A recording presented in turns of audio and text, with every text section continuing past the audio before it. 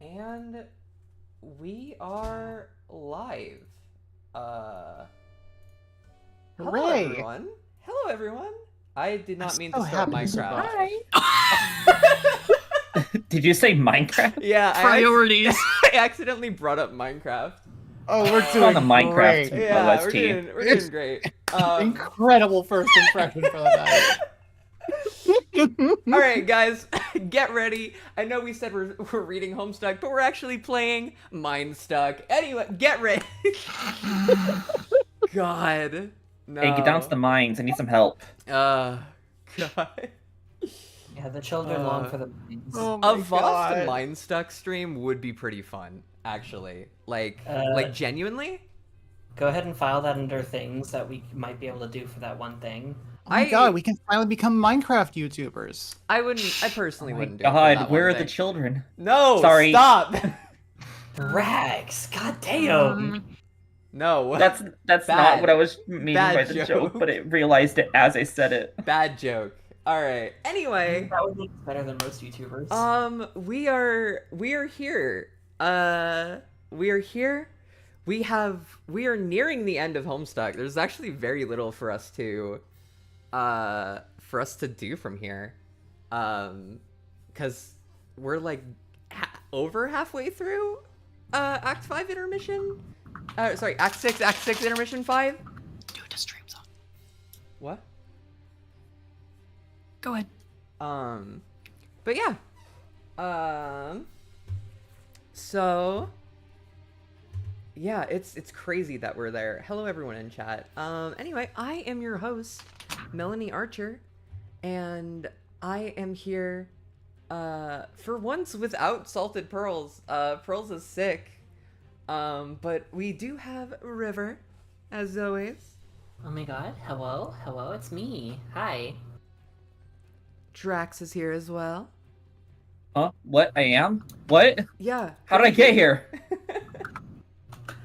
For the first time on stream, we have Pinky Proxy. Hello. I'm here. I'm new. And what do you do at VOFT?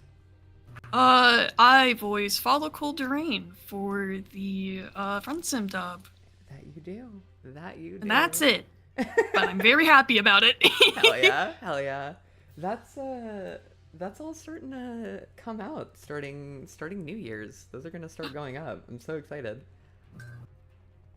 And then next we have Jess returning. And you may ask yourself, how did I get here? I was just asking myself that. And last but not least, it looks like they're still deaf and muted, so they might be currently a little busy. But TK is here. TK is joining us. They will make sure that we are shilling appropriately. Hi, it's me. I'm TK. Hi, everybody. Yeah, that's It's like Yeah, you that's- never left. That's not a great TK impression. Here's a good TK impression. Shilling, shilling, shilling. The subscribe button, shilling. What's next, pounds? shilling. God. Shut up. Oh my god. It took me a sec. Uh, Fuck off. And I was never allowed on stream again. J Best in chat. Just speaking of shilling, Project S. Look it up. Project S on YouTube. Good job. Lambido, remember the There's a name. proof of concept pilot in there somewhere. It's pretty Yeah, good. I've watched it's it like pretty 20 good. times. And there's definitely other stuff that's soon to be soon. Melanie just spawning everyone on stream without them knowing. Yeah, that's how this works. That's right. I need to get home. Yeah. I need to see my wife. Too I bad, got hit with Drax. the You're in the spell of VOFT getting the dimension. stream. I feel like there's at least I got hit there's with at the spell least that makes me 3 to straight. 4 people who have the joke of Melanie has me stuck in their basement. Which Joke. Right. Okay. Yeah. Yeah. which is funny because I live in an I apartment. save. You know what else is funny? The fact that you can never go to a White Castle because you're colorblind. Oh my god. I hate this Whoa. meme. It would just be castle. Yes, I'm colorblind, therefore I cannot Oh. see white. God. Anyway, let's jump right into it, guys. Oh God, yeah, we're starting with this conversation. Are we ready? Ready as we'll ever be. The part where Mina realizes she's too old for Vriska. God. I'll be taking this, if you don't mind. Not that I care if you mind. For that matter, not that there's any chance you could possibly mind what anyone does with this deadly secret weapon, since you've made it perfectly clear what sort of person you want to be. Which is to say, someone who's dedicated her entire existence to being utterly useless. Wait, which version of me are you? Are you alive? Be quiet, I'm talking. Look at you. Just look at you. How completely pathetic. What? What's your problem? My problem is you make me fucking sick. Did you know that? That it was possible for you to go so far down whatever toilet you decided to jump into however long ago that you could literally make your own stomach turn? I mean, my God. What are you talking about? Is my new clothes and tattoo and stuff? Look, I remember feeling that way too, all stuck up about certain... It's not your new look! I mean, it's not that it's the slightest bit flattering. In fact, I think it's perfect for you. I couldn't possibly imagine a style more impeccably suited to what a loser you've become. Loser? Hey, come on now. Yes, loser! You are a loser. I'm sorry to be the bearer of bad news, but that is what you are now. Are you really so far removed from reality that you can't see it? Did this transformation happen so gradually that you just didn't notice? I find it hard to believe, and frankly more than a little disturbing, that some version of me could let this happen to herself without being at least somewhat aware that a dreadful decline of personal integrity was taking place. I'm not a loser, though. I like who I've become. I actually feel happy and good about my life for the first time in maybe forever? Like, actually good about my life in a way that feels real instead of forced. Don't you realize that's what it was like for us? You don't have a life. You're dead, remember? I'm the one with the life. And I fully intend to use it in a relevant and constructive way to help bring an end to all the horrible shit that's been going on for way too long. Remember when you used to care about that sort of thing? No, obviously not. All you care about now is bullshit hipstery fashion trends, feeling happy, and whatever the fuck it is you're doing here. Frolicking with horses in an ugly field or some shit. Just absolutely disgraceful. How could I have become so selfish? You do know this is selfish, right? This isn't having some fucking epiphany or like growing as a person or whatever self-serving spin you might be putting on what's happening here. It's just plain narcissism, the worst kind you're capable of. A total renunciation of any responsibility for contributing to the greater good, and it makes me fucking sick. No, that's not what it's like.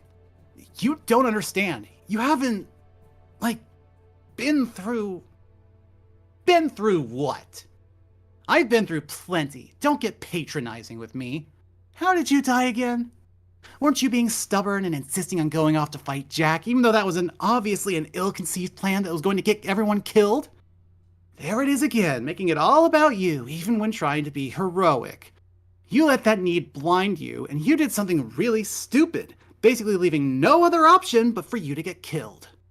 So since you started your journey as a ghost with that little feat of self-absorption, is it any surprise that after however many pseudo-sweeps floundering around as a lost soul, this is where you end up? A shamelessly self-indulgent, punk-ass nobody? Wait, are you saying you didn't try to go fight Jack? What happened? How are you the version that's still alive? Different shit happened. And from that point on, I started making better choices, unlike you. Contrary to your lazy, fakey, happy shit, I've actually grown as a person. What do you think of that, you frivolous, dithering bitch?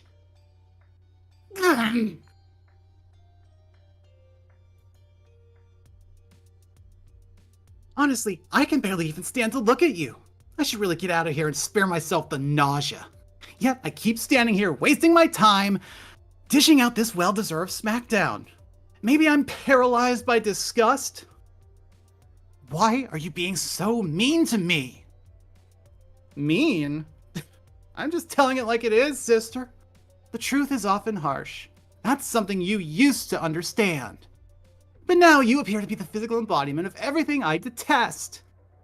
God, I just can't get over your shitty makeover. Ugh! Hey, did you gain weight too? What? No! I didn't... I'm not... Yes, you did. I'm not blind, you know. I'm not fat! Sure, tell yourself whatever you want. Whatever lets you be at peace with your new life. Why are you saying all this stuff to me? What did I ever do to you? I don't Holy shit. This is actually getting to you, isn't it? Unbelievable. Well, that tears it. You really are beyond any sort of redemption. Fucking incredible. Whatever happened to having a thick skin? Letting stuff roll off your back? Not letting shit get to you because you always knew you were better than the one slinging it? I guess this is what you call happiness now? Letting a few tiny little barbs shatter your self-esteem? You aren't happy.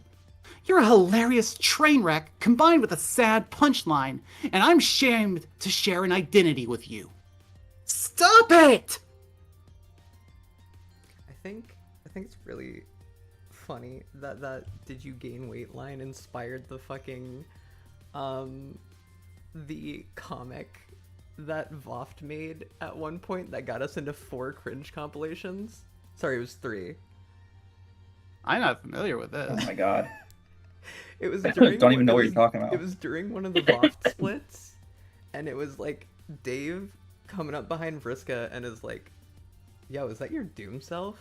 And she's like, "Yeah," and he's just like, "Damn, she thick." And then fucking then fucking the da da da da da starts coming down, and the fucking 8-bit shades come down over his shades. Okay, fuck off. That's funny. And this was a like, it was a comic that we made in the process of like, after we had lost like half of our team and we had nothing to do, so we were like, you know what, fuck it. Amazing. It's awesome. God. I hate this. This is River- bad. River Witch, you cast your aura on us. There's a reason that it got us in 3 cringe compilations. Oh, it's incredibly dated, Simon. It's incredibly dated. But it got us in 3 cringe compilations, and I made a video saying, you know what, guys? We made it.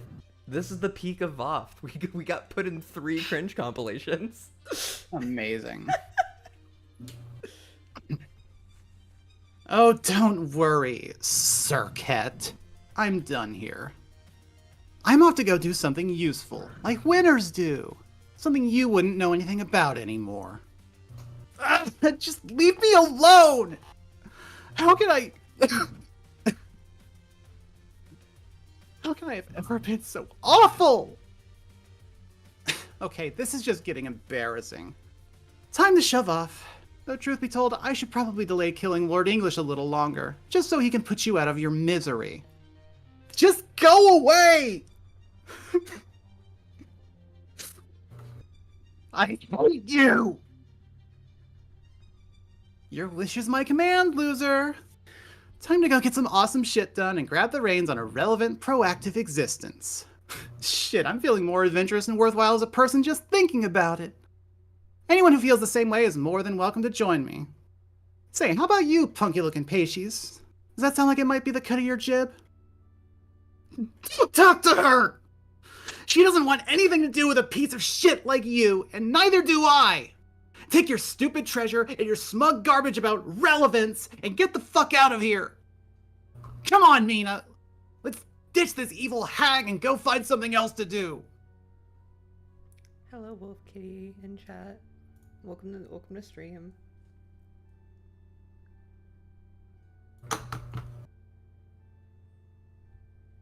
This conversation really was just both Vriska's looking in a mirror of their own self-hatred. Yeah. Uh-huh. Everything both of them hates about themselves. Yeah. I mean, imagine you had like serious self-image issues and your mirror could talk back to you.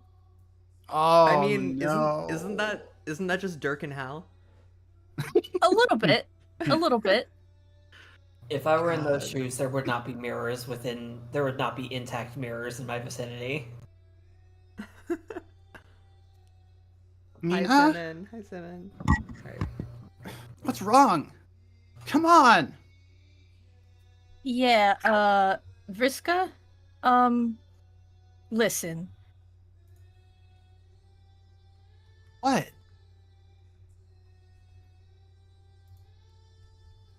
Oh, fuck. I don't know how to say this. I think I might go, actually. What? With Vriska. I mean, that one. No! No, please, Mina! You can't! I don't know if this whole thing is...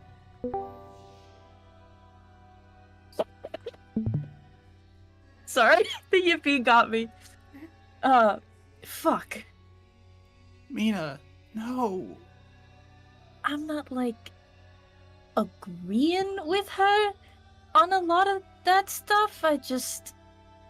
I'm bored. But... I thought... you liked... I did.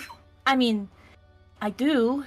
I'm just sick of sitting around, not being a part of anything. I want to go see some action, you know? I want to go kill a bad guy.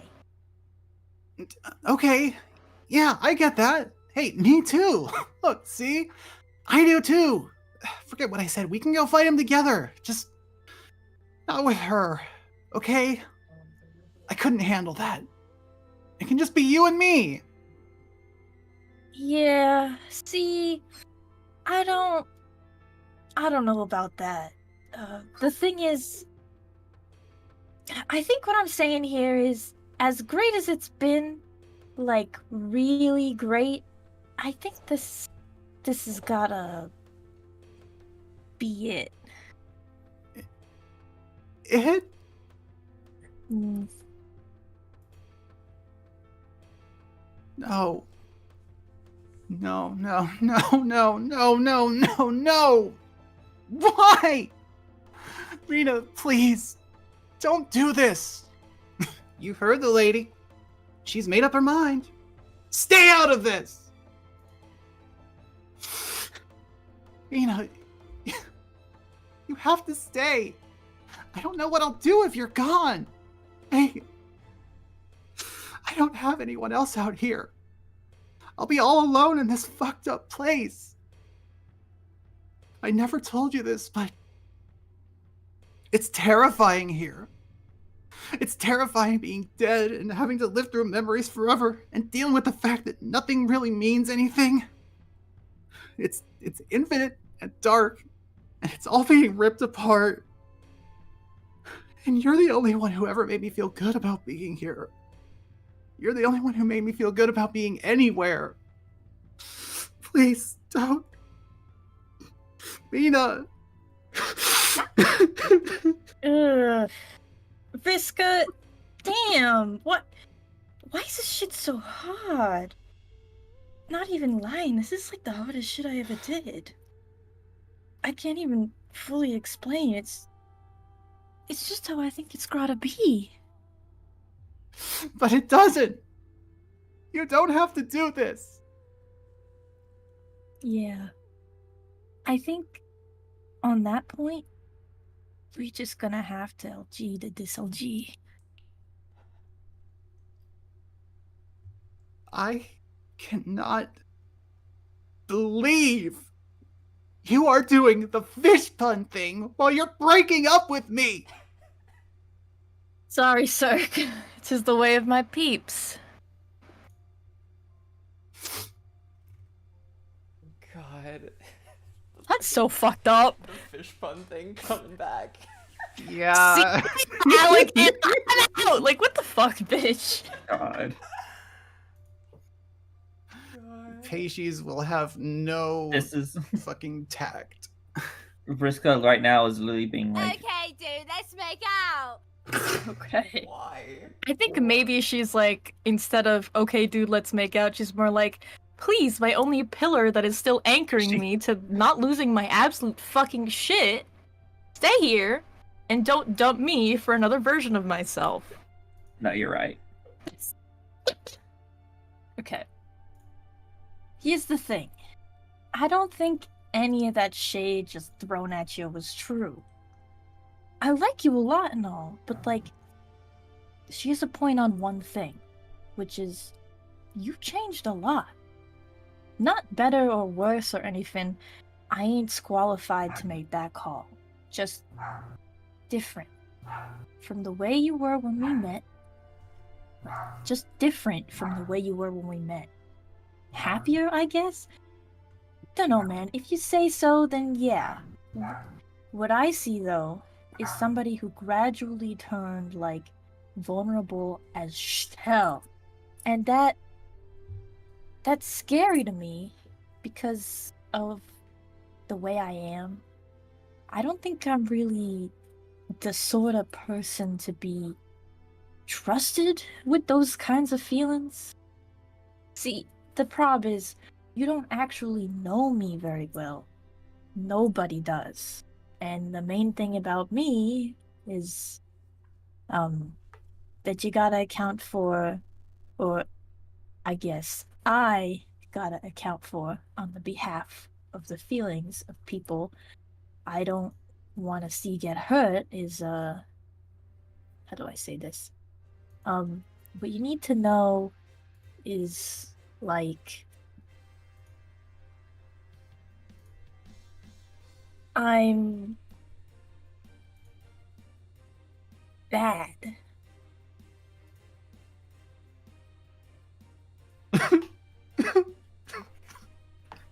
Is that it? Really? Yeah. Is that all she's gonna say? That's all she's gonna say. No, Mina, wait! I don't care if you're bad! I mean, I don't even think that's true, but I don't care if it is! Please, don't do this! Don't go! At least not right away. Can you just stay a little longer so we can talk about this? Sorry, Visca. Sorry, Slugger Kitty in chat. Just Mina apology video. What, is she gonna pull out the ukulele? Sorry, Pookie. I'm really sorry. I'm really sorry. New York, baby. Time to say goodbye, Mina. I just did. Let's get out of here, okay? You got it. You've made the right choice, Paishes. Now, let's go round up that army. I don't remember this breakup being quite this mutual, like in terms of like heartbreak about it. I don't remember Mina crying about this. I feel like it's kind of a I footnote. do. Yeah, I think it's specifically because like the fact that she really doesn't have much to say about it, that everyone just kind of forgets that like she walks away crying. I mean, you can read Actually, so much Hussey into retconned that, it. though. Oh, 100%. Hussey secretly removed everything. Uh-huh. Actually, they added the crying sprite after Viz Media bought Homestuck. Oh. They wanted to make her a little bit more relatable. Yeah, they had to, Yeah, they had like- to alter her character a little bit.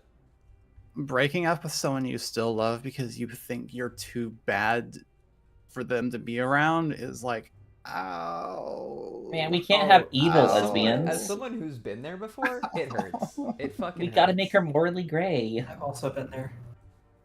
And yeah, I can Yeah, GC in the chat is like, sorry, I gotta break up with you because I'm bad. LOL. It's like, she basically just went, I'm not a good person, and then left. Yeah. And then, like, you know, with her crying, she knows that it's fucked up to do. Oh, yeah. Top 10 anime breakups. Number 5 will surprise you. God. She knows it's fucked up, but in her mind, you know, better now like this than hurt even more later. Yeah. I think also she kind of knows that she has to get back to work. She can't just keep, like, sitting around. But she doesn't have a good way to say that, so she's just like, I'm a bad person. This is what a bad person does, and then walks away. Oh yeah. Or at the very least, she feels like she has to Yeah. get back to work. Because, like, she's dead. She could just chill out there forever, but she doesn't feel like she's able to. And like, I don't know, from the last conversation, it also seems like she's just kind of like bored. Yeah. Like, Oh, yeah. Like she's definitely like bored of just kind of being there. And she knows that like, one, she needs to get back to work, and two, like, that's the more fun sounding option. But she still feels bad about leaving Vriska. Mm-hmm. It's one of those, like, I know that we're not compatible together, and this is better for both of us to not be together, but Yeah. by God, it fucking sucks. She also, even is given like- the option of going to do this stuff with Ghost Vriska, she turns her down to go with a live Vriska anyways. Yeah, which is why, like, I don't get the people who are like, oh, like, I hate the fact that they have, like, that they didn't just leave it with, like, Ghost Vriska, and, like, they had to have, like, retcon a live Vriska, because if, like, I like that as a ending for Vriska, but I don't like it as the ending for Vriska, you know? Like, the whole Like, if that tension wa- in if- Homestuck is, like, If that was the developments only that are ending of good for Vriska- you personally versus developments that are good for the story. Exactly. Mm-hmm. Yeah. Like, that's the entire tension from start to finish of the entire comic. It's like, this isn't exactly a new concept. I but, love you know, character-driven stories! Woo! Yeah! God. Kermit arm waving gif. God. God, playing both Vriskas there was really rough. Yeah, I can imagine. You good? Yeah, you did a great Yeah, job. you did an amazing job, by the way. Fucking That great. That was awesome. Hell yeah. Just- Fucking I- applause. I applaud your work. That was so beautiful. I'm so sorry that I just met it with, like, my shitty New York accent and nothing else. No, I mean, listen, given how Mina just is, I think that's perfect, actually, is the thing. Yeah. Like, she is just not as invested in this shit as Vriska is, or was. Yeah, Babe, self-worth babe, versus please the don't narrative. leave me. Let's go Mets, baby. Except no, fuck you. Go Yankees. Fuck the Mets. Eat shit. Oh my god. I feel like Okay, Mina would be who a are these top gays on one the for me, screen? actually. Yeah, Emma, Who are these Emma, gays? Emma in chat says you were so quick to change tone for each one. It was amazing. Good shit. Well, thank you all very much for that. All right. You're also just quick to change. You like jumped into each one fast. Yeah. No, it was really good. All right. Y'all are Let's buttering try me up this here. choice thing again. One more time. This time only with 2 choices. Nice and easy. Hey, works like a charm. 2 sweet, simple choices for 2 sweet, simple kids. There you go. One last gluttonous chomp of the free will pie before you all say goodbye. Don't say this website never did anything for you. Don't you dare. This website never did anything for me. Don't you dare. Start with Choose Jane. your character. Oh, here we go. There you are. I have been looking forward to meeting you, dear. You have? Who are you? I'm you. But most know me as John's Nana. Oh, yes. He told me about you. Gosh, pleased to meet you. Nana, I guess I should call you? Suits me. Calling you Jane might feel a bit strange. Also, perhaps disrespectful. And why is that? It is my name, after all. Yes, but you are my senior by many decades, I gather. And you have so many more years of life experience and wisdom, and you seem to be dressed like a clown? Not to disparage your fanciful attire. I quite like it. Oh, I'm sorry, she's British. I just mean that you've been through more than I can imagine. I couldn't call you by my name. It would feel wrong and flippant to treat you like my equal. But really, Jane, the honor of meeting you is all mine. I've been looking forward to it so much since I learned of your existence. Ever since I spent that one day helping John through his session, there haven't been many reasons for me to feel particularly worthwhile. Yes, I tended to him and his sister for several years, baked for them, lent a sympathetic ear when needed. But, in a way, it's been a lonely life for me since my ashes fell in this silly old sprite. I've been strictly an auxiliary actor, there only to serve others, even during my greatest moments to shine. So, when I heard of you, a version of myself who was a true hero, so young, empowered, and set to embark upon a life filled with consequential deeds, I was absolutely giddy. I knew that we had to meet. Oh, my! You really feel that way about me? Yes, Jane. I do not mean to suggest I regret the way my life has gone, of course. I lived a very humble life, as free of intrigue and adventure as possible, by choice. You see, I grew up in dangerous circumstances. I knew how cruel the woman who raised me could be, and what she might do to me or the people I loved if I made waves or demonstrated any sense of defiance. So, I lived simply. I started a family and operated a quiet joke shop. Though I always knew trouble was brewing, they were the best years of my life. Yet, I always had a little more knowledge than I ever let on, and used my understanding in subtle ways to help those whom the torch would be passed in this great fight. But then, I made the transition from knowing some things in life to knowing a great deal more in death. Being resurrected as a sprite endowed me with a very deep knowledge of the game and its broader circumstances. I was in peak form, a true Harlequin wise woman, and there was nary a question I couldn't answer. And then, the dear kids scratched their session and cast themselves into the unknown. I ventured with them, and so I too lost my bearing on the nature of what lay ahead. I went from my prime, a state of all understanding, to a state of absolute uncertainty. For the first time in about as long as I could remember, I had no idea what to expect next. It was quite freeing in a way. I had a wonderful 3 years on that ship with those lovely children. I thought little of what challenges were ahead. But when I did, my thoughts would always drift toward you, Jane. Thinking about you and this adventure you were about to begin, it made me feel like a child again. It gave me the feelings I used to have for the limitless potential of life before my stepmother snuffed them out, confronting me with the reality that life would have to take a considerably more limited shape if I wished to survive. So, when I look at you now, I see the potential I had as a child finally being realized. But in a much more special way than I ever would have imagined back then. It makes me so proud to see you as a heroic young woman, ready to make a difference and forge your own destiny. I just wanted to tell you this before you go off to battle. Oh, jeez. Nana, I don't know what to say. Thank you so much for those inspirational words.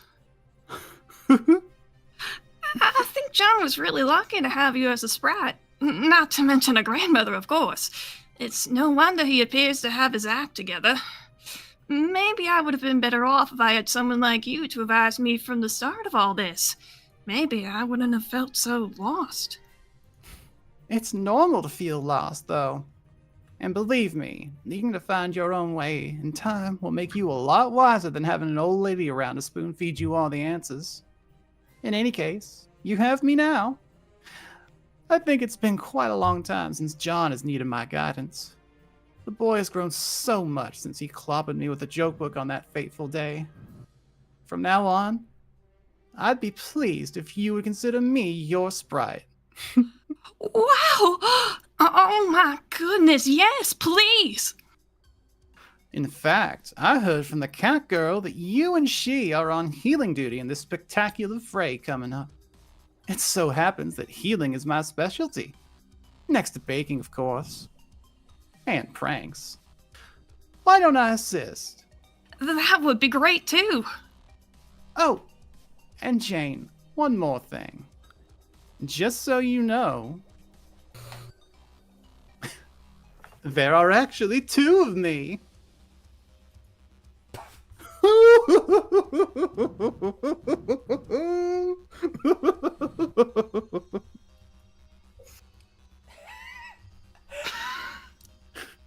Wow. I love that this implies that because her arm is still attached, she didn't just throw it hard. She is specifically dragging Jane. Fucking. She is the ultimate prankster. Why would she not use her new powers for evil? I mean, that's fair. That's fair. Also, Wolf Kitty in chat, God. I love Beyond Canon, personally. Beyond Canon is fucking great. Also, Simon, we will help you finish Homestuck, being as the way that you are experiencing Homestuck is through us now. So fuck yeah. I'm sorry You for wanna start over? spoiling the epic Snapchat credits for you, but they are not canon, so it's totally fine. Actually, they might be now because of recent Wow. events. Oh yeah, no, they're absolutely That's what she canon. Yeah, they're I think there's like Huh? one or two things that aren't canon in them now. I think they got canonized. I'm Hang gonna on a need. second. I'll talk to you about that after stream. Yeah. Jane got hit so hard that she got knocked out of her shoes. She did. She did. And her wrappings. She's gonna. Now she's made it to the Washington Monument. Bro, she's gonna have to fucking walk around I that think dusty we ass gotta steal planet with no shoes, bro. Oh god. We gotta That's steal the not Washington okay. Monument. Yo, excited. What if for that was, fucking- yeah. National Treasure 3. God, yeah. If we get to stream on 108, that's gonna be great. Not the stream, the Flash. I'm so excited for the end of Act 1 Flash. I'm so fucking excited. On Disney Plus, there actually was like a National Treasure thing. I don't know if it was a movie or a show, but it did not have Nick Cage. Damn. What's even the point? All right. I didn't even watch it. No Nick Cage. Boring. Nick Cage, National Treasure without Nick Cage. How could you? They nicked the cage. I'm not even doing anything, and yet the tangent ray is at full strength. Jake. All right. Jake. Tabra Sprite, thank you for surreptitiously scooting away with me to my planet. I hope they all don't think me too much of a soggy knickerbocker for ducking off without making the rounds and saying goodbye. Jace, a little gayer. Do it again. A little gayer. No. I just needed to get away and clear my head and I guess get my dander up for this great green man-fracas I am solely to contend with, apparently. Say, Tavra Sprite, you will help me out with this impending pugilism? Is that it? Pugilism? Yes. Yep, that's right. Pugilism, won't you? Oh yeah. I'm definitely ready to bring the sick fire to those guys alleged to be inside an enchanted oven. Attaboy, Tavi! Oops, is it okay if I call you Tavi? Yes, I love it. Actually, wait. No, I think I won't on second thought. Tavi sounds fucking stupid. Yeah, probably. Okay. God. Cat, this is the saddest shit I've ever heard. Yeah. Saddest shit I've ever fucking heard, dog. Spoilers. Fucking spoilers, but I saddest love shit it. I've ever heard. Okay, yeah, it's stupid. Yeah, that's where this comes from. Are y'all gonna read the epilogues in Beyond Canon? I mean, we have an actual dub of that, so I don't think that we're gonna do that, live. We have, like, the edited dubs of that. Also, hey gang, Merry late Christmas. Hello, Merry Christmas, Merry late Christmas. Anyway. So we're agreed then. We wait here and limber up and flex our stupendous guns a bit, and then let's sail our haymakers once the circus trundles into town. I probably understood that remark and agree. I just wonder if there's anything else for me to do aside from kiss my knuckles and lather them up with elbow grease. Turn my 10 favorite boys out for a bracing constitutional, you know? No. Should I be soul searching or straining my brain to have some sort of magnificent epiphany about myself? Is this it for me? Is this all there is to understand?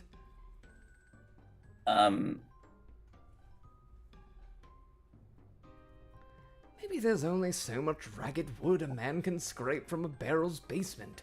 But maybe sometimes a fella's gotta fess up to the fact that all there is to get about him's been firmly got already. I've pretty much concluded that I'm a complete waste of everyone's time if I bother busying their lives with my brand of beeswax and buffoonery. I settled square on the determination that I need to just be alone for most of my life, and you know what? I'm perfectly okay with that idea. I'm just a lunkhead and a loner, and that's that. What else is there for me to wonder about myself or for my future, except except which face is most deserving of my fist? Since you put everything that way, and since sometimes it's hard to disagree with a lot of consecutive words, I think I agree with you. Maybe you figured out everything about yourself that matters. That would be awesome. Let's both put extra effort into hoping it's true. That's the ticket. I love my aspect. It feels so empowering every time I want to feel like something's real when tons of facts are missing. I really am a lucky son of a bitch, aren't I, Tavi? Tavro Sprite? Blah. What a bad nickname, sorry. But yeah, that's pretty much what the doctor ordered for old Jake English. No romantic stuff, no platonic stuff either. I'll be like Mr. Non-Rom Sandsplat, or horse noodle, horse noodles. There has to be terminology that more effectively consolidates my present understanding of myself into a coherent identity that I can get enthusiastic about. Maybe the troll lingo has the answers, or maybe I'm pioneering some sort of shadow quadrant system. Oh lordy, wouldn't that be a swift kick in the nether dumplings? What do you think, Taffy boy? Should I take my idea to the troll patent office and make a mint? I don't think we have a thing like that. Also, all of my people are extinct, and my planet is badly exploded. Oh, yeah. Oopsies. The wording of "my planet is badly exploded" sounds like a Trump tweet. What the fuck? God. Can we but talk yeah. about how Bronze Page is almost as distracting as Maple Hoof's Adventure? It really is. I was thinking about fucking skipping it, but then I just It's less didn't than a go minute for it. long, so. Yeah. But suddenly I hearing... turned down the volume so at one point I didn't hear it. It turned down because I don't know, a song that was playing was like a little too loud. Fair.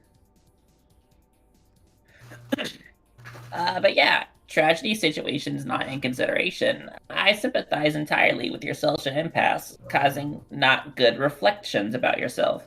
That maybe also double as liberating stuff about you that you randomly decide to find suddenly. Old acquaintances and guys you once called friends. Those are very hard. Because over time, they get exposed too much to all my flaws and insecurities. And they start liking me less because of that. At least, that's how the truth feels in my brain. So I start thinking, maybe they can't be that important to me after all, if I'm going to want to feel not sad about myself all the time. But then also, I really do enjoy making new friends. And even though I don't have any more talent, or battle skills, or intelligence, or discernible positive qualities, one thing I think I'm good at that people underestimate is making new friends who don't know my flaws yet. Yeah. Yeah. Cheese and crackers, Tavers. What an inspirational little spiel that just was. Perhaps you've more concealed talents than you let on. No, absolutely not. But thank you.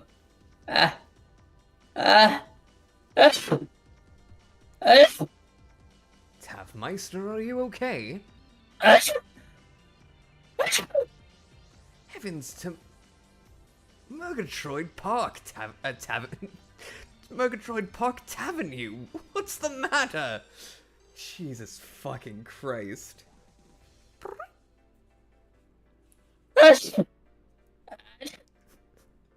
Speak to me, Lobster Tavioli.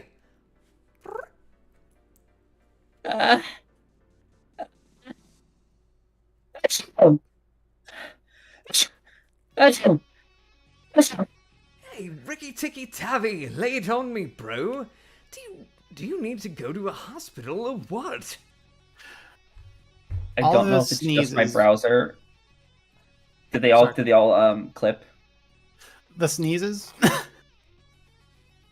The thing is, they got squelched by Discord noise suppression and were barely audible, but they sound like distorted and digital. And I really like the idea that that's diegetic, and that's just what it sounds like when a sprite sneezes. Oh, I can't wait to hear it back on the stream.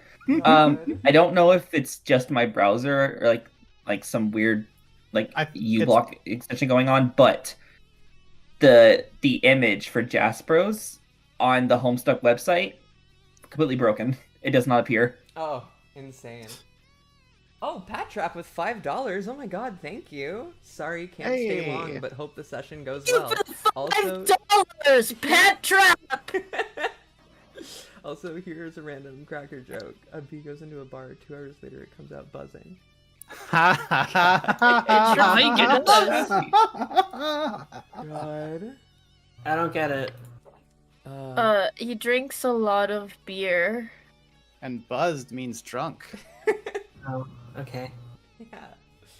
And also, in case you didn't know, bees do make a buzzing sound. This is also correct.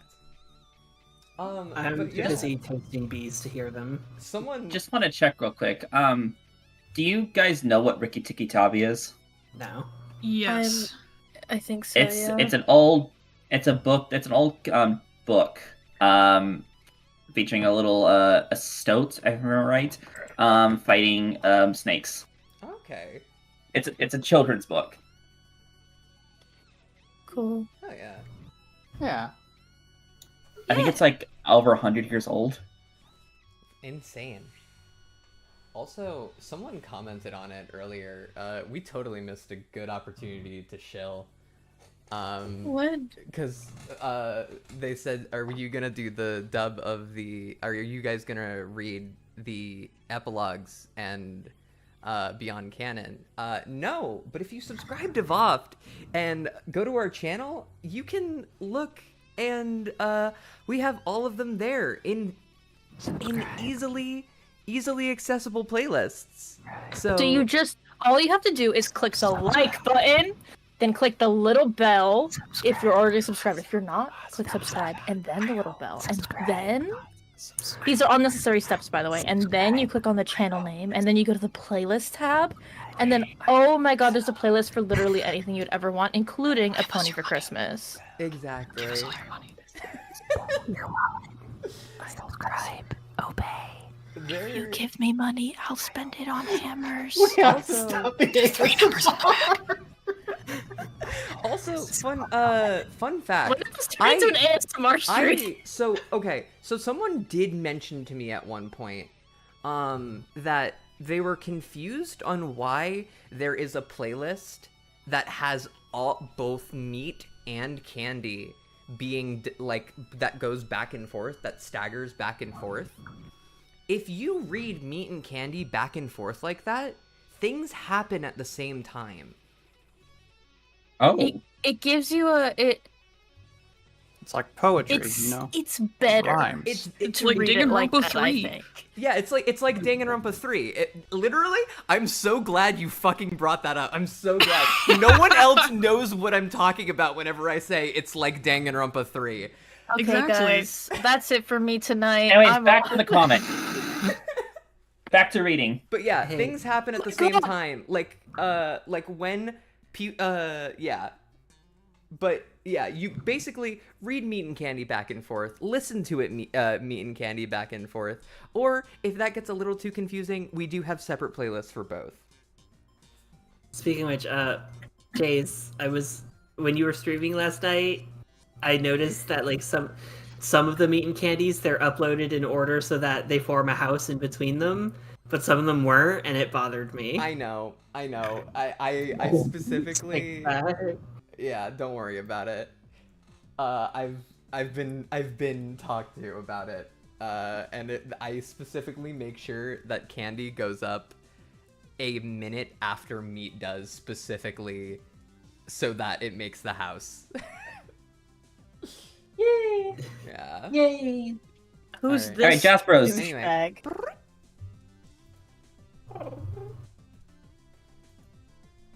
Oh, hey, look Alright. at that. We're officially 300 pages away from the end. We are, which is insane. God.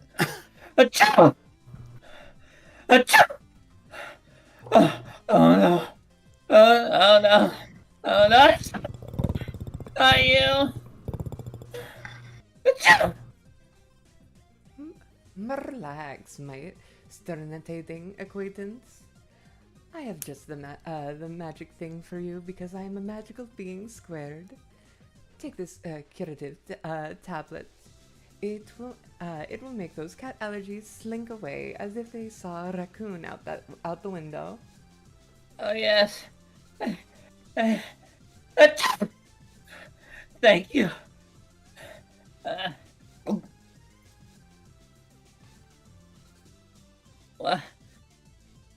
Wow. It worked like a charm. I love magic. I'm so glad it's real. I couldn't agree more. That pill was a placebo, by the way. It was actually one of the buttons from my velvet pillow. Insane. I love this drawing of Tavros. The line work is so thick for some reason. He's joking. He thick? He's thick. He sure is thick as Oh. hell. Thank you so much, Magic Sorceress Catwoman, for your Oh, what is that word? Ensorcelled. Ensorcelled.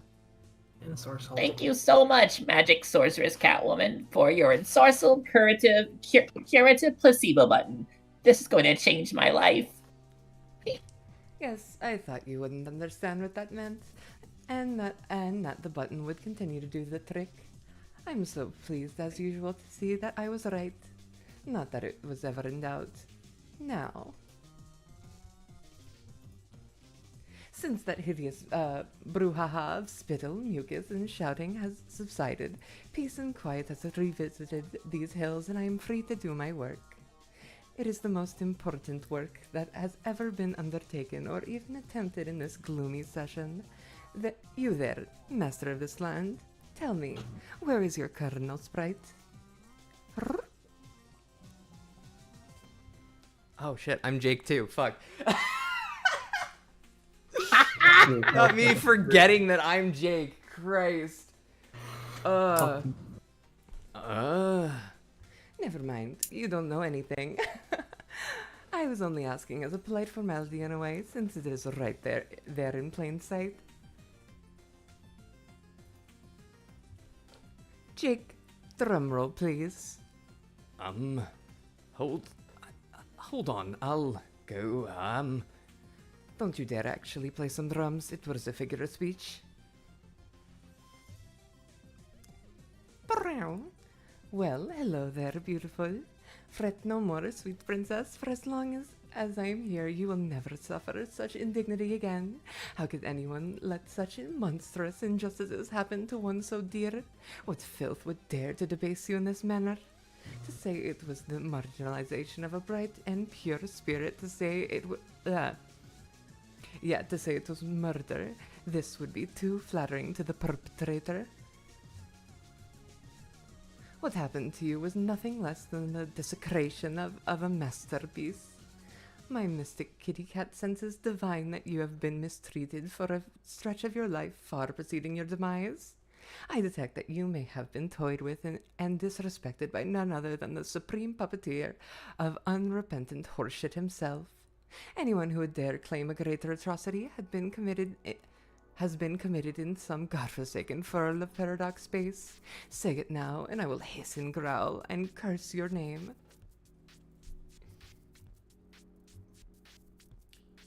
She does straight up got a claw in her eye.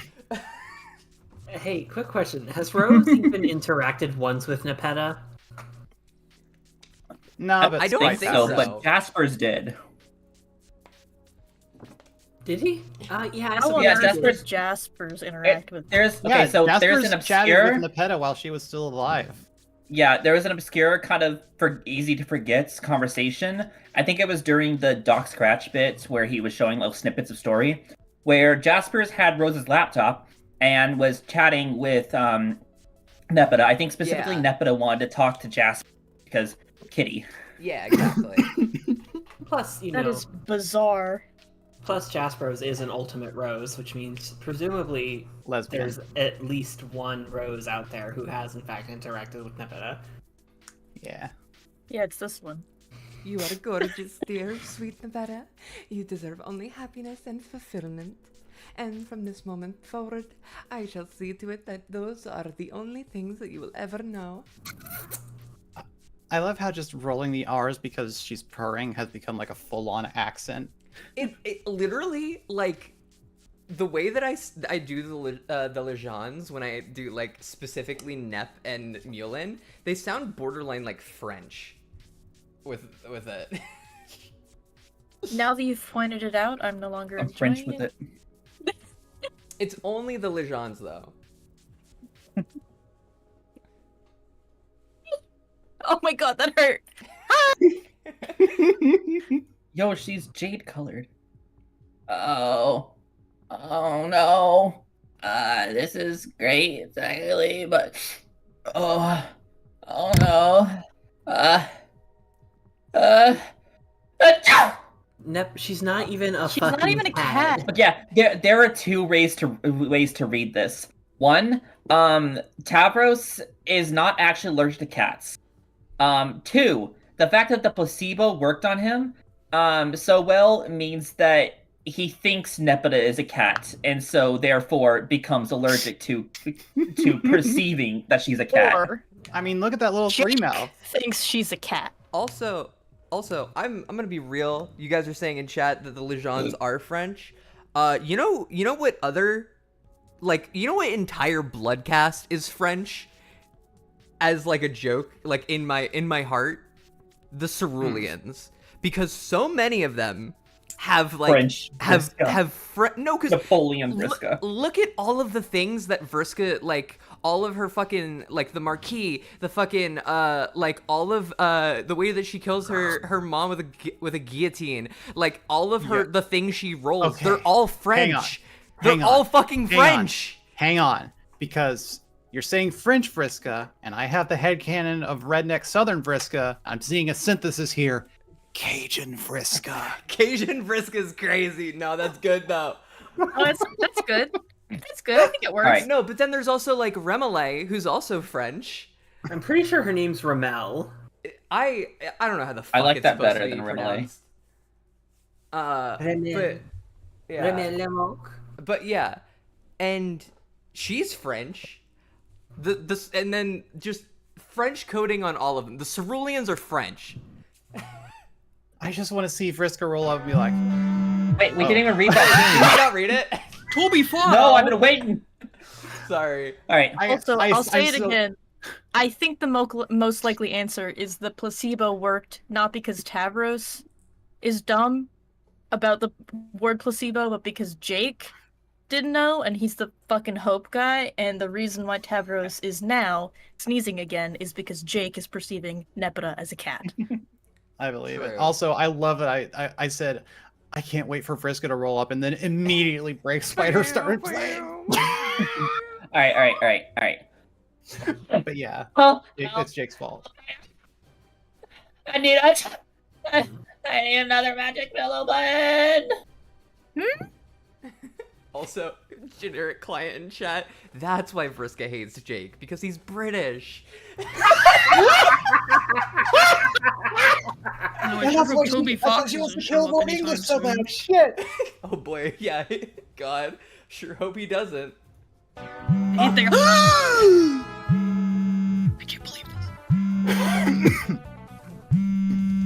Please tell me y'all use Killed by Break Spider as Vriska's ringtone in Battlefield.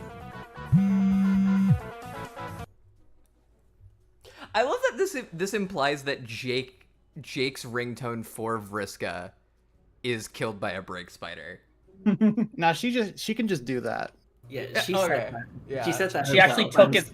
It's one of those old I like the ringback idea that tones, she but it took- plays as the main ring. Yeah. So she called Jake. So she has Jake's number. And this isn't even like a Trollian sort of thing. This is literally just called his phone. I think she took his phone before she left earlier, and set her own ringtone in it. Oh, 100%. Oh, I agree. She absolutely ganked that shit like some kind of thief. Wow. Oh, She's like, give me your phone, I'm gonna put my contact in. And then while she did that, she set the ringtone. It's actually. So true. Wait a minute. I just All realized Pester Chum and Trollian don't have a voice call feature. she also spent the 99 cents on ringtones.com to get killed by a break She got spider. the Family Guy one. Yeah. So good. Also, TK, you're right that Jace's Jaspros does kind of sound like Victor Arcane. Yes. But It works. I'm it not does, upset about yeah. it. You're right. All right. Anyway. Victor. Hey, anyone there? Yes, I'm here. Who's this? Hi, is this Joke I'm speaking to? Yes? Hi, Joke. Nice to hear from you again. This is Vriska. Who? God damn it, never mind who. The really attractive and outspoken girl you just saw jump into a window a little while ago. Remember? Oh, yeah. Hello again. What can I do for you? Glad you asked, buddy. You know, for a mostly inconsequential wimp, you're very polite and have a great attitude. Thanks. I try my best. Is Tavros there? Yes. He is sneezing a lot, though. Probably due to the recent surging number of cat people in the vicinity. Would you like to speak with him? No! God, no. That would just waste time on a lot of his pointless hemming and hawing. My business here is really simple. I just need to close one more significant loophole before you all start fighting. This is the final remaining task I had reserved for Tavros. He doesn't know what it is yet, though, so I'll need your help, Joke. Sure. What do you need? I need you to reach into your pocket. My pocket? I don't think I have pockets. I'm just wearing a snug pair of underpants. No, your hoodie pocket. Oh. Shit, these things have pockets? Me when I try a new hoodie for the first time. Okay. Reaching into my pocket now. I love that this actually implies that all of the fucking god tier pajamas have pockets. The idea of the prince uniform having pockets is funny to me. Yeah. What the hell is this? How did this get in there? Don't worry about that. Just throw it on the ground. Alrighty. Huh. Really?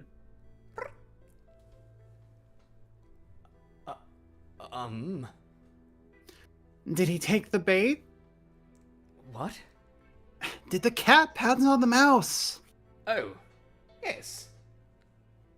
Good. Now, tell Tavros he has to grab that cat. It's mission critical. Okay.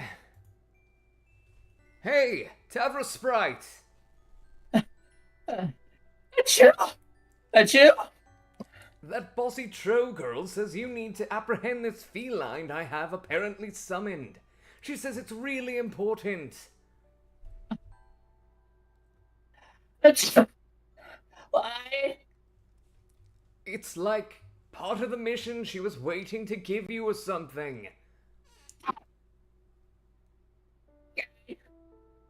Makes sense, I guess.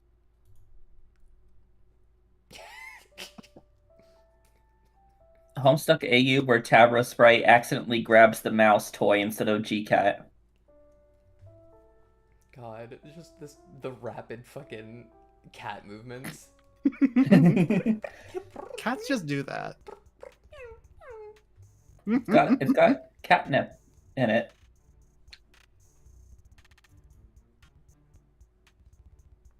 Tavros, I love you. I also love the thought that he grabbed the cat without even thinking the fact that it would prototype with him. Oh. Oh no. Oh, no.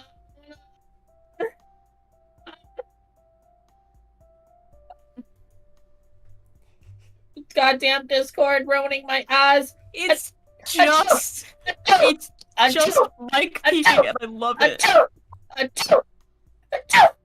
It's even better now that he's radioactive.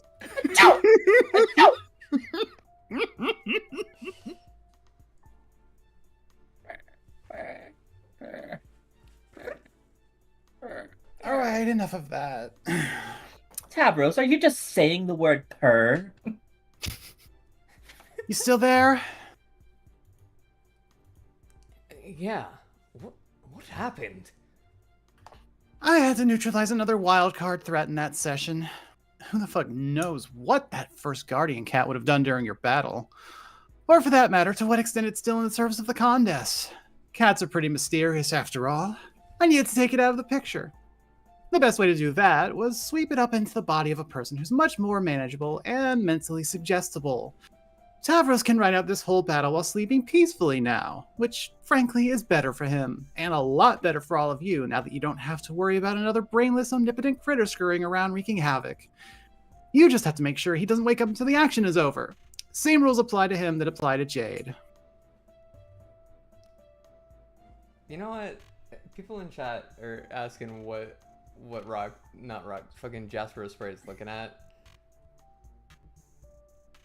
All I'm saying, Nebida's really cool tail she has stitched into the back of her trench coat. yeah, that's it. He's looking at Nepida's dump truck. No. Shut the fuck up. God damn it. So, he's like that permanently now, right? Yep, that's how prototyping works. I made sure he was never double prototyped over the course of the session for this exact reason. Sometimes it takes a little patience and long-range planning to make sure all the loose ends are tied up. But doesn't this mean he's now allergic to himself? Is he? Yeah. I don't know, man. I never really knew how bad his allergies were. You know what? Whatever. When this is all over, I guess he'll have to deal with a little sneezing now and then, but he'll also have a bunch of totally sick, godlike powers. So that's pretty cool, right? Look, kid, When you're a did little... Tavros being allergic to cats get introduced? I think now.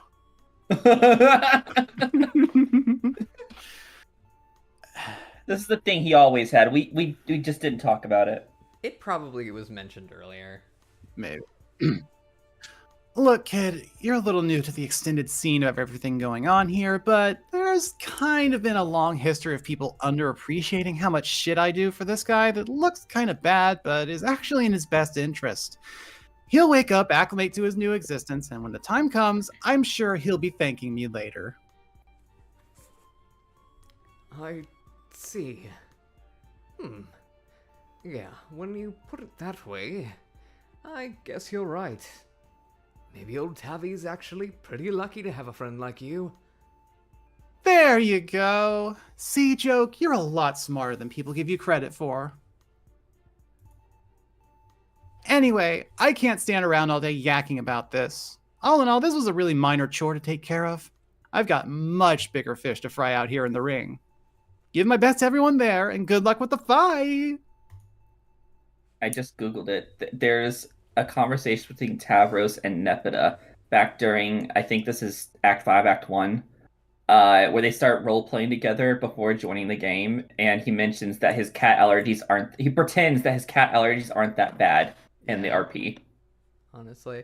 Also, yeah. That might be the only time it's ever mentioned. Simon, she does have a type. It's really funny that Jaspro's, like, Rose Sprite realized that she couldn't be with Kanaya, and then immediately found a different green troll.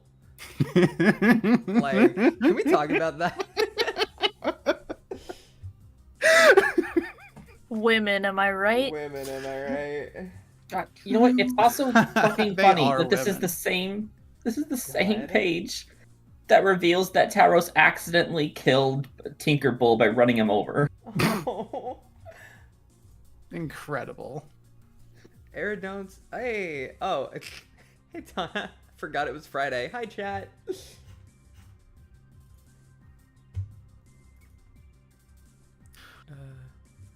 Okay, that little point of business is done. Thanks for bearing with me. Executing this whole strategy has turned out to be a really ambitious project. Nice watch, Dealey. How much is that worth? How much? I have no idea.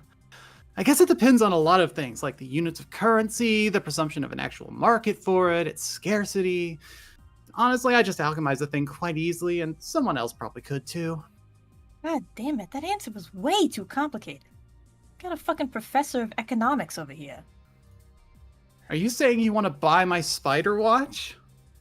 Nah, Cirque, spider swag ain't my kettle of fish. I didn't think so. Anyway, like I was saying, that takes care of that. At this point, I think we could use a debriefing. Would you care to do the honors? What? Regarding the mission you were previously involved with, which I can only presume gradually fizzled out. Securing this weapon, searching for a lost cherub, and raising an army to defeat Lord English? Oh, right. Man, that old thing. Yeah, I can debrief. I ain't much of a storyteller, though. Much to the lament of my former bestie. That's fine. I don't need you to dazzle me here. I just want the fucking scoop. That's why you're the top, Cirque. Damn right I am. Wink, wink, wink. God damn it. I'm gonna fucking shoot you with a gun. Damn it. Hey, What? can I ask a kind of personal question? I mean, not even that personal, but whatever. Sure. How old are you? Almost 7.5 sweeps. Getting close to 8. I probably sound like a fucking nerd, but I've been excited about reaching that milestone pretty much my whole life. 7.5, huh? I guess that's a little more respectable. More respectable than what? Nothing. Change the subject. That old ass mission. I apologize in advance for my dyslexia being a bitch. Oh, all good. So yeah, we all piled in a damn pirate ship and sailed around the ring in this huge circle. English followed us and wrecked shit as he went. That helped us chart a path to the treasure somehow, like using black maps and junk with like cartographic calculations and scopes and fucking sextants and whatnot. I'm not even sure how, but that weird-ass idea actually worked. We found the treasure. Well, you did. But you were also kind of going nuts and driving everyone away from the crew. I stuck around, though, because I didn't give a flying glove. Arenia bailed, though. She caught wind of that magic ring, and I guess it got to her. The delusions of grandeur about being alive again and doing relevant shit. So she ollied out and stole it and made the most embarrassing mess of things I ever heard of anyone doing ever. She totally fucking failed in whatever she was trying to do. Got the ring ganked from her and then died again. I never saw or heard from her ever since, and TBH, I don't really want to. That left just me and you. Well, other you. Trying to figure out what to do with this deadly box of treasure. Basically, we couldn't decide on anything, and we were feeling pretty flat on the plan overall. So we just gave up and wandered off to do other shit for a while. And she mellowed way the fuck out. Which was actually sort of cool for a bit, but also sort of... Okay, never mind that. We just kept bubble hopping. I need you to scroll. Sorry. We just kept bubble hopping for I don't even know how long, which got, really boring after a while. I never had the thump tortoise to tell her, though. Until now. In fact, I pretty much just forgot about the whole plan until you showed up. Made it sound pretty cool again, so I was like, yeah, I'm on board. And that's basically the whole story. Oh, yeah, and that, lost cherub part of the plan? As far as I know, that was a bogus red distraction fish, and she probably don't matter at all. Guess that's everything. Holy shit, Bone Jones with $5 in chat. What if Thank Vrista you, was Bone from Jones, Texas for the instead of being $5. spider themed, she was barbecue themed and her name was Brisket? Awful. What do you mean? Brisket Who's Vriska? Are you talking about brisket? God. Fucking Christ. Also, Bone Jones, it would have been better if you did brisket. Why brisket? It's written brisket. It's said brisket. Brisket. Isn't Bones Jones one of the poor fools who's in the league chat? That is correct. Bone Jones is that is Lucy. Oh, where's the other one? We need a bidding war.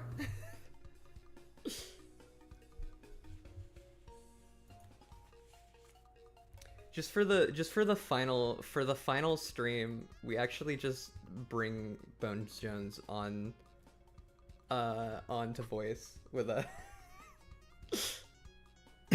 Bring Bone Jones back to life. Good recap. At least you both had the presence of mind to hang on to the weapon. Now it's up to us to use it.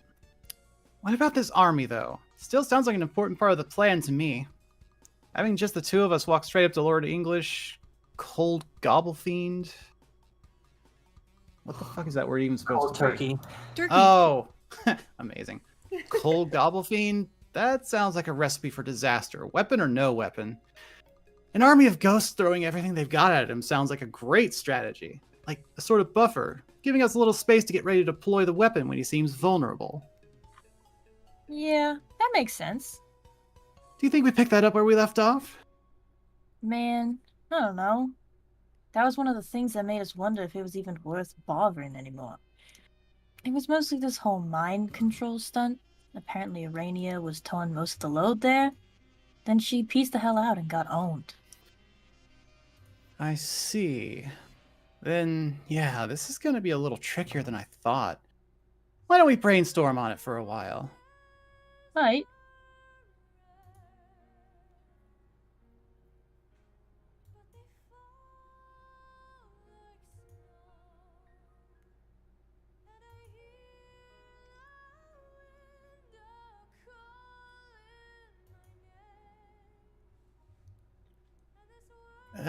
Got anything yet? Nope. Me neither. Well, fuck. It's not a huge deal. We've got plenty of time to come up with something. There's no rule that says we even need an army. We just need a way of deploying the weapon that'll maximize the probability it'll actually work. True. We'll figure it out. So, do you even know what the weapon does yet, or? Not specifically. We only know that it's some sort of juju that will activate when it gets near him. We won't have to do anything at that point, theoretically. The weapon should just take over. All we have to go on is a bunch of vague stories we heard along the way through dream bubbles. Some presume it's something obvious, like some sort of charm that releases an extremely powerful attack. Other sources allude to a more specific consequence. That the weapon actually contains the souls of some incredibly powerful warriors of legend who came close to beating him once, so he trapped them inside the charm and banished it into the void. And if that's the case, then I guess the weapon just releases them so they can finish the job? Guess we'll find out.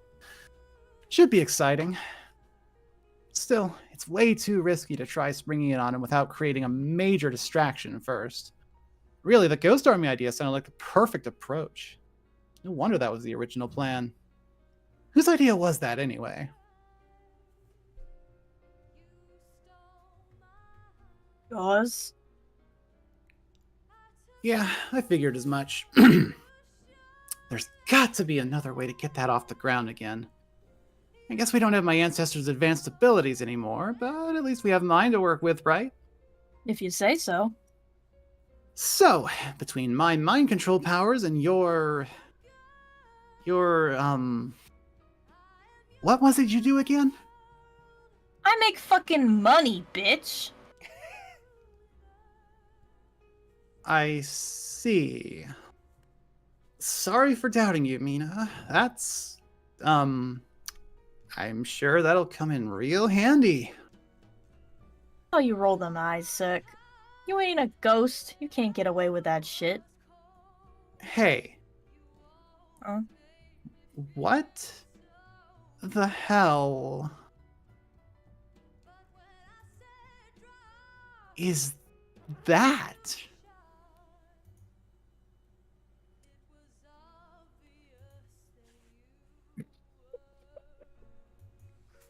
I forgot how stupid this was, sorry. I love just like the hand-drawn version of the sprites, the little Yeah. mini stripe sprites, the feastings. Tavros? Yes, that's me. Hi again, finally. Hi, Vriska. Seems like a different twist of events I didn't expect. I don't understand. But doesn't change much about my current major accomplishment. What accomplishment? What are you doing with all these ghosts? Is this a ghost army? It is indeed. And I'm to believe you're responsible for this? You can believe whatever you like. Believing, as always, is half the battle when it comes to making things marginally less fake.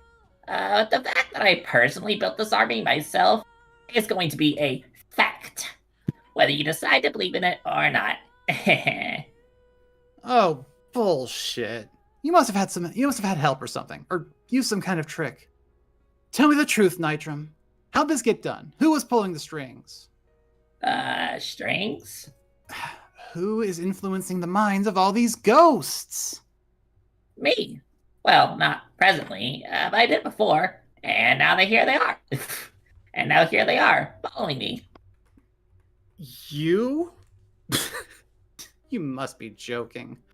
You don't have those kinds of powers. I mean, unless ghosts are sort of like an animal? Mina, is that how it works? Are ghosts actually fucking animals? No. Vriska, trust me. There is no communion involved, or escapades of the mind. Only escapades of the heart. What sort of hideous fuck-witted baloney drivel are you spouting out your prattle socket this time? What I mean is, I convinced them all to join me, Vriska, using words, and smiles, and friendship. No. No? No. But have you considered yes? No! This can't be. I don't see how... Do you know what this means? Do you know what this fucking means? uh, maybe? It means... You... actually did something useful for once. I don't know how I'm even supposed to process or handle this information. It's completely messed up is what it is. My entire worldview is shattering around me. It can't be true. It can't. Somebody slap me. I need to wake up from this horse shit. Alright, but... Don't touch me! Mina, is this real? Tell me I'm not going insane. Please confirm for me that Tavros has, for once in his preposterous life or death or whatever, has at least momentarily stopped being a totally useless sack of shit. It's fucked up, but true. God. Damn it! Fuck this. I can't accept this reality. Nope. No way. Won't do it. No. No, no, no, no, no, no, no, no! Oh, but maybe more like yes, yes, yes, yes, yes. Yes, there's a fifth yes.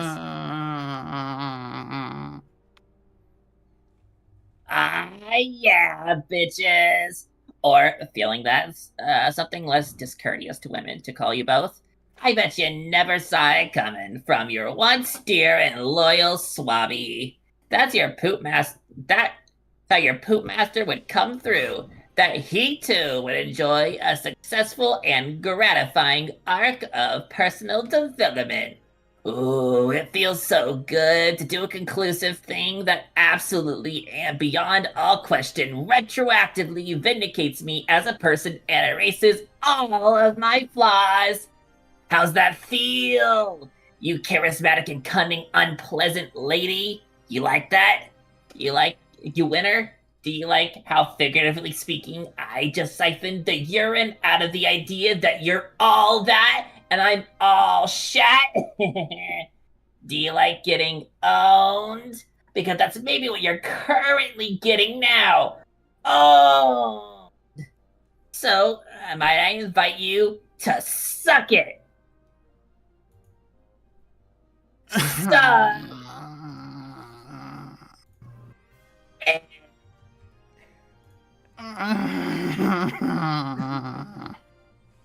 The Tavros finally did. Okay, I'll let you do it. Yeah, the Tavros finally did something useful, Charleston.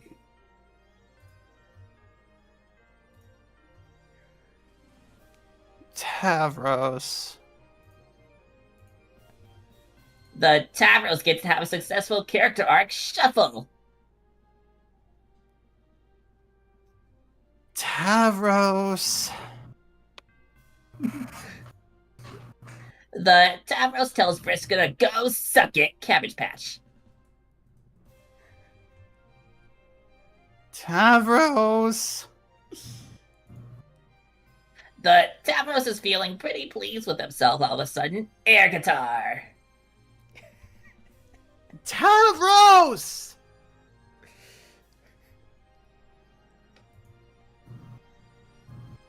Okay. You win. You did something great, and it was a big help. So, thanks for that. I mean that sincerely. Could you please just never dance again? Like, ever? That's all I ask. Yes, it's a deal. Awesome. Really quick, I'd like to point out the absolute fucking killer "Go Hispanic Boy Go" in the chat. I saw that. That shit So is amazing. true. It's fucking great. I am fucking that shit up in a way that is pertinent to the Southern Americas. Oh my god. God. Okay, now that we have a ghost army assembled, the weapon in hand, and settled on the determination that the lost cherub probably doesn't matter at all, I think it's time to make a plan. Hold up. Something don't feel right about this. What? This army. Who flips in charge of this jam? Who the flips in charge of this jam? In charge? Please don't tell me it's the dancing weenie poop boy. I don't think he's technically in charge. He just motivated them all to join the fight through the power of friendship. Yes, exactly. Yeah, but an army's gotta follow orders? Otherwise, it ain't an army. It's a bunch of assholes who will happen to be standing in roughly the same vicinity. It's a mob. I see your point.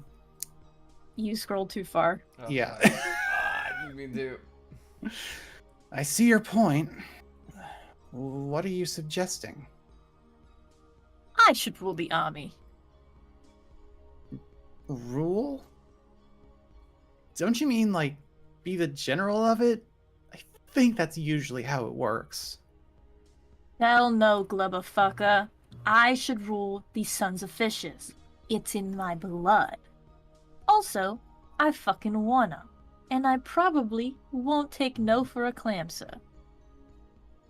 Hey, that sounds fine to me. A little discipline applied to this swarm of dead idiots isn't going to double kill them. I'm just not sure how feasible it is. Tavros is the one who rounded them all up, so I assume they're all currently listening to him when it comes to the marching orders. I see how it is. Hey you, Swabby. Yes? I hereby challenge you for the leadership of this army. What? Get your fucking dukes up, pupa pansy. Whoa! What? No. Oh, no. Let's not do that. Yeah, let's. It'll be fun. Finn? Fun, you ass. Now hit me, you Seawad sucking sandal stuffer. But I think it's a good idea that you lead the army. I don't even contest that at all. Oh, man. Why everyone's always gotta do shit the boring way? I'll just let everyone know that you're the new leader, okay? How's about this? I'll buy him off you. Just name your price. I got a lot of gold, you know. Do I look fucking poor to you? Can you scroll down, please? Sorry. Thank you. Tell me I look poor. I glub and dare you. No, I believe you. I think you are probably very wealthy.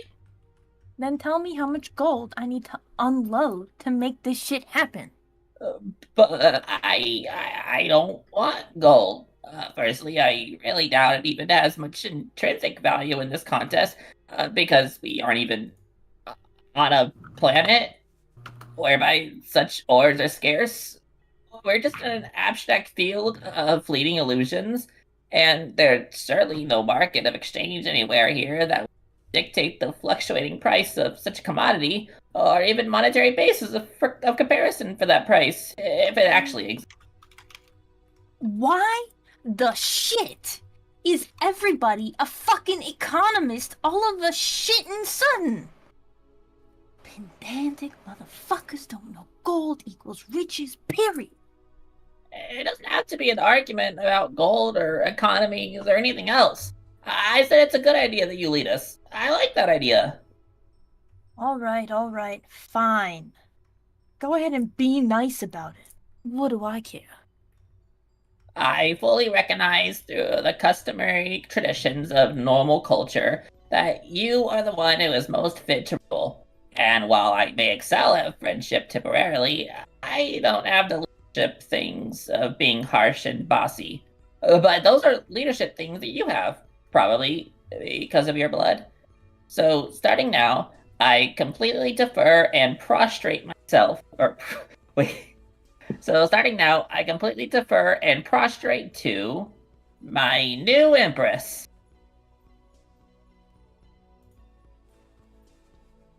Whoa, man, what the fuck?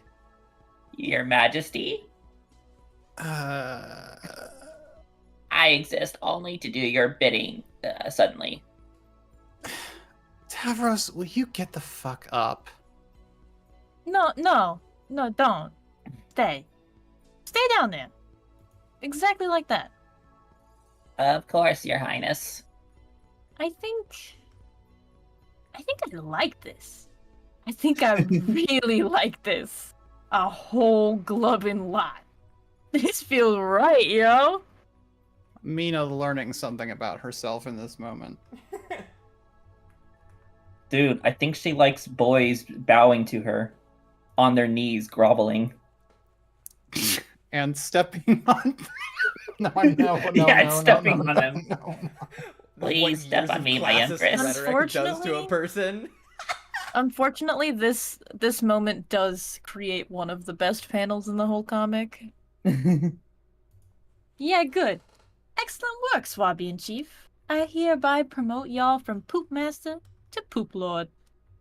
Wow. You earned it. Now turn that away. I want to address my legion of loyal homies.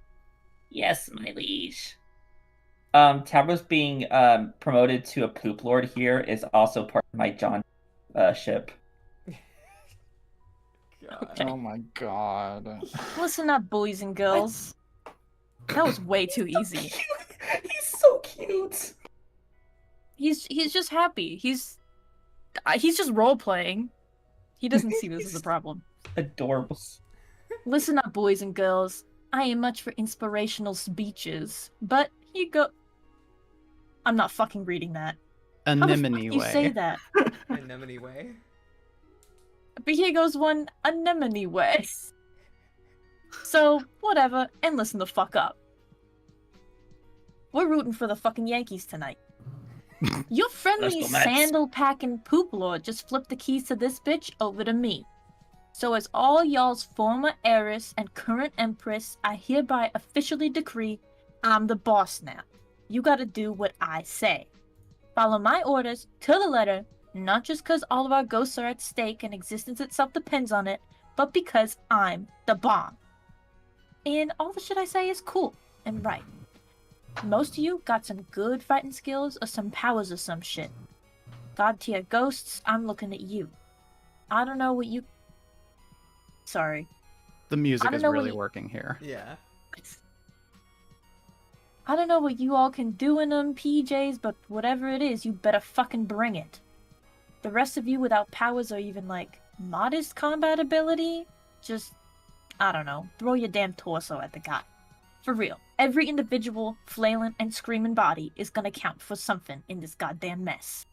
See, we got a weapon. A nasty one, some legend says. Oh, we got a weapon. A nasty one, some legend says. Don't ask me to quote the legend, because I don't read up on no goddamn legends. People just tell me this shit, alright? But the idea is, you all set him up, and then we knock him down. I trust that I don't gotta say who we up against here. You know the guy. The Hulk-ass pimp devil who's been shredding all of our... So sorry. The Hulk-ass pimp devil who's been shredding all of our black space, pop... So sorry. Popping up our bubbles, murdering innocent space octopi, double killing our ghosts, which to be fair, there were way too many of them in the first place, but let's not dwell on that dumb fact. It's Lord Muscle Guy. A huge, like, professional wrestler with suspenders and the head of a skeleton. The fucking time boss who wiped out Trollkind one way or another. I think he's after his sis, but she's on record as not mattering, so who cares? He will never stop till he finds her. So we have to stop him. To save space and reality and some infinity trillion cosmic frogs or fuck. Someone help. Absurd? What? And some absurd stuff along those lines. It's the accent. Ah. But we have to stop him, most importantly because it's just a badass thing to do. And I promise you, as your supreme ruler for the afterlife, that this will be a baller use of our time, and beats the shit out of being bored and doing nothing forever.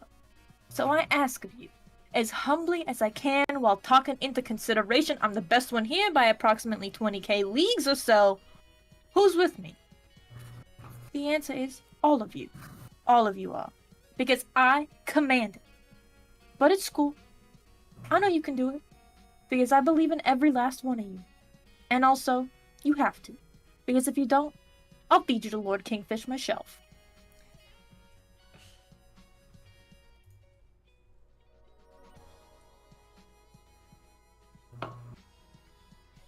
Yes. You're muted. That was a test. Why is everything always so wonderful?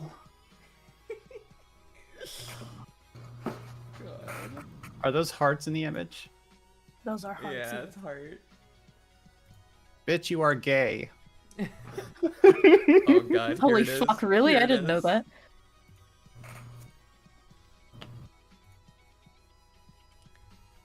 So, I take it I am to stand in for the Mad Hatter in this charade?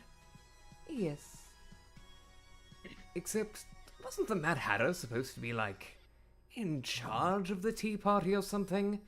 I really don't know what I'm supposed to be doing here. Nothing. Just sit there quietly, please. No offense, but you are only a prop actor in this fanciful scenario, which is serving as the stage for my date. Wait, this is a date? Oh, yes. That's not Jake. What? Yeah, that's Nepeta Sprite saying that. Oh, fucking fuck. Hi, welcome to blue colorblind. Can't tell the can't difference believe between the you're- greens. I can't believe you're colorist. My I'm god. colorblind. I can't. bro? Disgusting. I'm sorry. Don't you know? Why she are we doesn't see friends with I color? can't tell the difference between the different greens. Jace, I think you need to do some soul searching. Just a little. And maybe some icon searching. Maybe order a Pantone pamphlet. Palette. Yeah, let me just get fucking icon surgery. Sorry. Yeah, yeah. I like how we're just casually being ableist about this. I mean, we have like $20. That's enough, right? Oh my god. God. Wait, Get the glasses that give you color vision. wait. This is a date? Oh, yes. I'm sorry I didn't mention that sooner, Nepeta. Is that okay? I guess so. I'm still a bit confuzzled about what is actually happening, though. There will be plenty of time for explanations. For now, I invite you to relax and enjoy our party on this peaceful and desolate hilly planet, while that mild-mannered boy across the fridge sips his tea quietly. Confuzzle was the Okay. name of a furry convention. Okay, but I'm mainly just wondering, where is everyone? Like, Equius? Cardcat? Are they okay? They're fine. Well, Corcat is fine. Alive and well in this session. Equius is also fine, in the same sense that you and I are both fine. Everyone else enjoys various states of being fine while alive and fine while dead. Oh. Well, some of that sounds like good news at least. It's all good news. I mean, news. Especially that we are both here now on this date together. Again, assuming you're okay with that. No pressure. I will say, it's a very nice looking tea party you have here. But, I've never actually been on a date. There's a first time for everything, right? I remember my first date. I was so nervous. Life hack, it helps if you are very, very drunk. Not that I am prescribing this as a remedy for you. It's okay to be nervous. Oh? Oh shit. Hello? Hello? Hello? What? Did you get a Okay. phone call? No, What? God, I would not answer a phone call during stream. Jesus Christ. No, my YouTube page just suddenly had an error, and it said that it was having trouble like displaying the content. So I was trying to make sure that I didn't like disconnect and the stream didn't go down. Mm. Yeah. Well, I'm trying to reload the stream and it's... I don't actually know if the stream is live right now. This stream seems to still be live. It's working for me. Hey, everyone in chat, say hello if the stream is still live. Say subscribe if you can still see the stream. Subscribe if you still see the stream. Say subscribe. Give us a $5 donation if you someone can put still see the gay- stream. Someone said gay kitty cats in chat. I'm gonna assume. I need you to say subscribe in all caps with 5 exclamation points after it.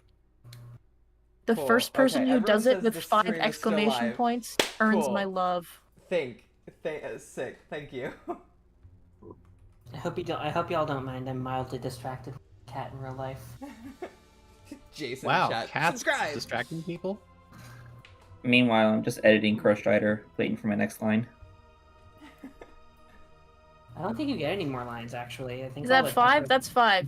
You I win. have Dave. All right. Oh, right. Anyway. Stink, you earned my love. Not that I am prescribing this as a remedy for you. It's okay to be nervous. Besides, I sincerely doubt you are partial to the drink. I have a feeling catnip's more your poison.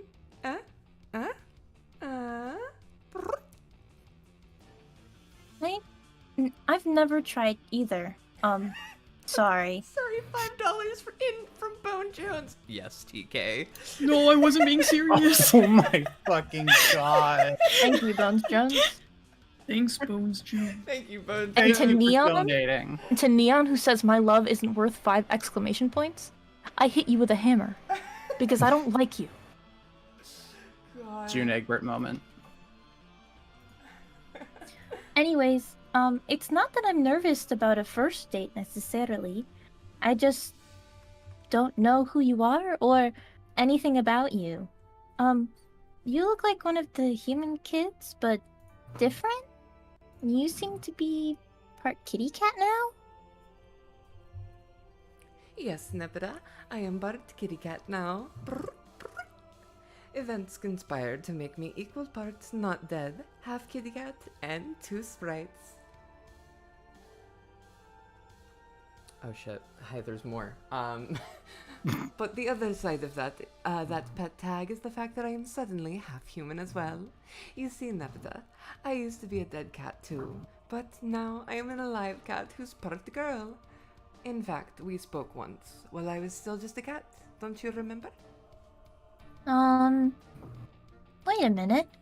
Yes, I think I do remember that. That was fun! So you're the same cat then? The human girl, Rose, was it? She and her Lucis got prototyped together? That is exactly what happened, fortunately for both of us, as well as everybody else. That's very sweet. What a nice way for you two to stay close forever. Combining souls with my Lucis sounds like it would have been a wonderful way to preserve her memory. Plus, share all her strength and wisdom and such. I am guessing that opportunity is long gone, though. It probably is, but really, I don't think you need to change. You are so charming and pretty exactly as you are. Wow. Thank you. Now it's Jake. Oh fuck. God. Stop being colorblind. I need to just look at the names. Hey, whatever happened to Jane's bunny friend? What was his name? Huh? Little Sebastian, I think? Where'd he scamper off to? Jake, what are you talking about? He would be perfect for this tea party, like the White Rabbit and all. And I'm like the Mad Hatter for some damned reason, and you're supposed to be like the Cheshire Cat or such. Yes, Jake, that was the idea. Thank you for explaining a thing to us. I haven't the foggiest fucking idea who Sleeping Tavros is supposed to be, or for that matter who the honking guy in the fridge represents.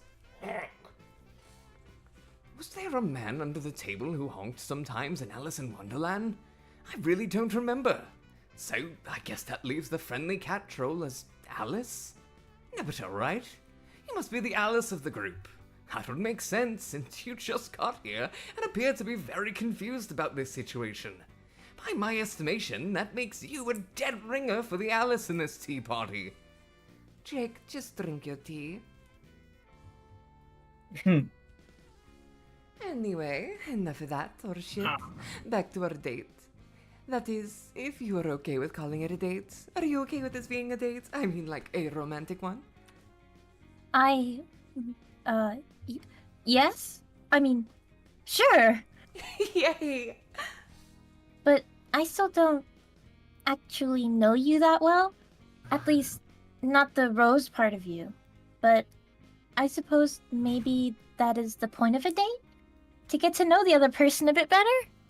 Yes, Nepeta. That is exactly the point of a date. Okay then. So what do we talk about? Anything you would like, beautiful. Jeez. Rose Cat. Jaspros. Jaspros. What is it? You're making me blush. My head probably looks like a big old olive here. It's quite a lovely color. Brr, brr, brr. I don't... Is something wrong? No, Sorry. I've never really had anybody like me before. I'm not sure how to handle it. What getting flirted with does to a girl. I find real. it very hard to believe. Nobody? Are you sure? Pretty sure. What a reprehensible injustice. Had your colleagues no taste? Well, okay.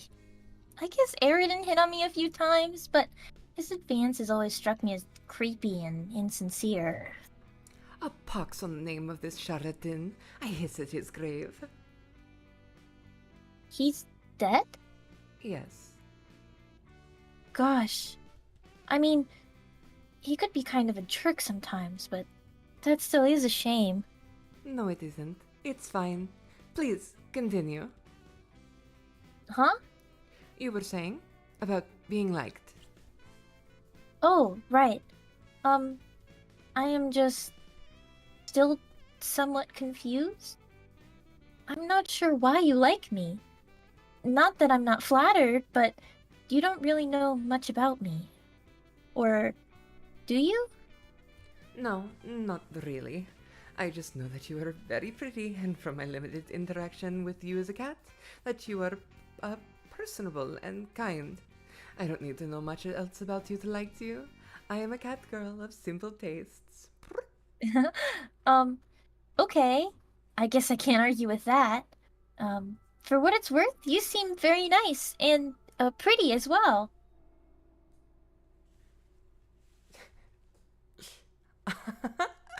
Jake, did you hear that? She likes me too. This is almost too good to be true.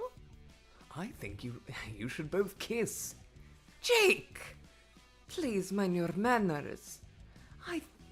I mean, not that isn't an excellent idea, but all things in due time. There is a process to this courtship business. Much how one doesn't just lie down for a nap. The bedding must be ritualistically kneaded and massaged before lowering oneself in a circular fashion for prime snoozing position. Oh my goodness. What a beautiful analogy. Besides, She has only been prototyped once.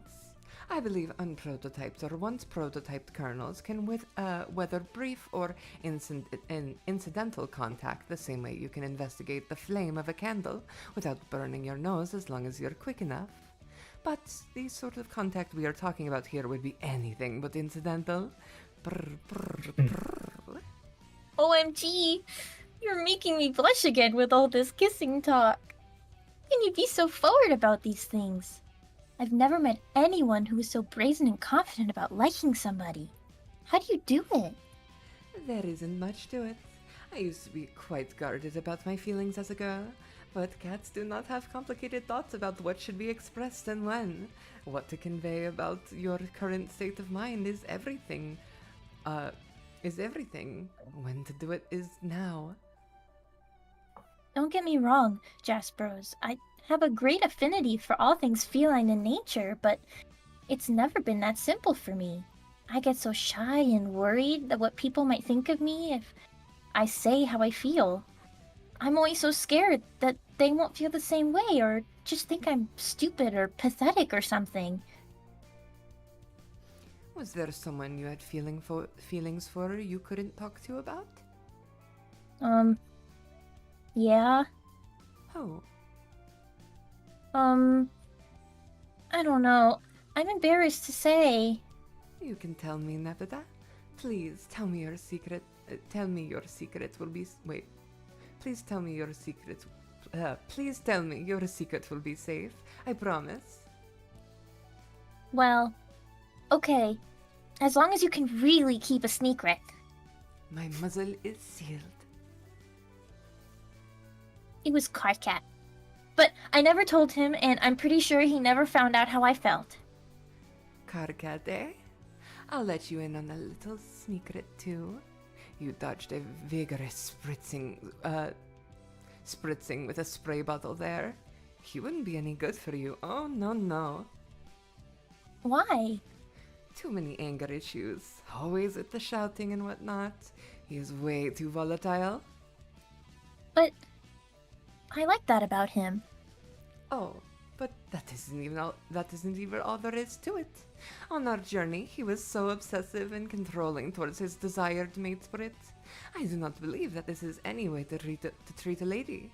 On the contrary, Nepeta, you deserve someone who will respect and adore you. Well, yes. I always hope to find someone like that someday. I don't know. Maybe you're right, but in spite of whatever problems he might have had, I always felt like I saw something in him that made me think he should be that person. Nope. Sorry to be the meower of bad news. He is just not cut out for you. Besides, he is involved with someone else now in that quadrant. He has moved on, and so have you. You are now a sprite. Neither of us have the same connection to the living we once had. In quite a real sense, it is fair to say that that all we have now is each other. Hey, what's up? I fucking love that in this conversation, Jaspros is like, no, Karkat would have been terrible for you. He's so controlling and he doesn't respect your wishes. Not like me. I know what you need. I know what you need better than you. Date me. Exactly. Please date me. Come on. Do it. Nebra, please forget about Karkat. I'm right here, please. God, you really have no idea if she's being genuine that he, like, saying he wouldn't be right for you, or if she's just trying to get her to stop talking and thinking about Karkat and start thinking about her. It might be a mix of both. I also, Nepeta's like, I don't think he ever found out. And it's like, girl, he knew. He been fucking floor knew. to ceiling murals of you making out with him. I think he knew. She is so fucking autistic. God, I love her. I love her. Also, Jason chat, I actually subscribed a bit ago, and if you guys aren't subscribed, you should do that. Hit that subscribe How would they button. do that? Hit that subscribe button down below, and to get notified when we do stream, because I know that some of you only watch our VODs because you have missed the previous ones, maybe hit that bell notification to be notified so you can be here for these. There's only a and few left. There's only, I believe, one more after this at the rate that we're going. There's only There one will be more. no more streams. One on more the VOFT Homestuck channel. Let's Read stream, and then who knows what we'll do after. We'll have to figure that out. And maybe I'd like to point out, if you've had the bell done, but you're not getting the notifications, make sure you check that on your phone, YouTube has permission to send you push notifications, because that's probably the reason you're not getting them. This is correct. It might be And fun yes, to and don't read. forget that there is a Discord server in the description of the stream if you guys want to join and hang out. Subscribe. So yeah. And if you missed the last one, go to the channel playlist tab and look at the playlist with all the lives on it. Ooh. And if you want to read the epilogues, then that too. Okay, all right. It might be fun to do a live read through of Vast Error. Possibly. That's pretty lengthy. You know what I did want to think that I was thinking about us doing? If we go back through, like, if we start going through Homestuck again, but we read the we have the fucking commentary turned on, like the hussy commentary, and we just and we go through and we have more conversations about it, so it's more about like actually discussing Homestuck the way that we have been doing in between occasionally, but it's more so more about like reading the commentary and providing our own commentary more than it is about actually reading through. It is so fucking tragic that those commentaries only go through Act 5. I know. Oh, I want to read the commentary about Hussy, please, give us we'll more contact books. Hussy and we'll just be like, hey, can you do commentary on the rest of it? Can you live There is Hussy, commentary, will you please? join VOFT? There is also quite a few other MSPFAs that we could read. We have Andrew That would Hussy be on a fun. stream. I wrote that There's we a really need good Car one Cat called goes the to a Crow convention. Strider AU. Yeah, but you're doing that. All right. Anyway, back Yeah, to I this. know. Back to this. Car Cat goes to a convention. It's a good one. Dave Sprite? Yeah. Well, looks like everybody forgot about me as fucking usual. So, here I am. Where did you come from? I thought you died. No. Not to my knowledge, at least. I was just chilling on John's planet when some shit happened. What shit? Dunno. There was all this wind and shit, and the sky went blank. Looked around for a while, but couldn't find anybody. Then the sky went black again, so I flew off looking for people. Found a planet with a big purple X on it. That I found you at this tea party or whatever. And now you seem to be a sprite too, who is part cat, so that's cool, I guess. Ah, of course. You're the version I traveled with on the ship. I mean, not Rose, Jasper's. Oh, yeah. Hey, man. Or, at least hey, man to half of you. Kinda fucked up that you're part Rose and vice versa, but I guess what are you gonna do? Be in a state of near perpetual satisfaction with my own existence is what? Anyway, I am happy to see that you're still alive. Even if your bird-like appearance is making me feel a little bit riled up. I'll try to control myself, though. Cool, thanks. So, what kind of ludicrous nonsense do you have going here in this land of Stonehenges and a big purple? Is that Egbert-looking dude supposed to be the fucking Mad Hatter? Yeah! Okay. Oh, what's with the fridge? Please don't tell me somebody's locked in that fridge. Dave, never mind the fridge. This tea party bullshit isn't quite what it seems. I am actually on a date. So we could, catch up later. So maybe we could, catch up later. Date? That's cool. With who? The Mad Hatter guy? Good lord, no. With Nebita. Sorry, I should have introduced you to her sooner. Nebita, this is Dave. He's my bird brother, who is also a sprite. Did that not? Hello. I didn't. I went too high for my mic. Hey, Nebita. Nice to meet you. Don't worry, I'll get out of your hair soon and let you get back to your tea date with Rose. Hi, Dave. It's nice to meet you too. damn it straight. We are meeting the shit out of each other right now. Hey, put her there. Dave, no, don't. Epilepsy Here. warning Yeah. for Here we every fucking panel go. gone out one that has Dave Sprite Here in we it. Or Dave fucking Peta. go. Rorble Borb. Back at it again. Claw, claw, meow, fuckers. No!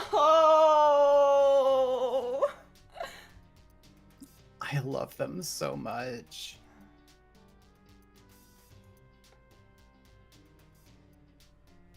Hello? Anyone home? Jade? Anybody? Oh, hello, sir. I'm looking for a man they call the mayor. Is that you? The French is spreading. Oh, silly me. Of course you are. Fuck me. Goddamn. Why'd you say it out loud? Fuck you. Of course you are. It says so right there on your handsome sash. How nice it is to meet you. I was told this is where Jade is sleeping. Do you know where she is? Oh, there you are. She looks so peaceful. How odd it is to think she is still in the dream bubble with my other self's ghost. What could they be talking about? The curiosity is maddening. Please hurry back, Jade. Your friends all miss you here.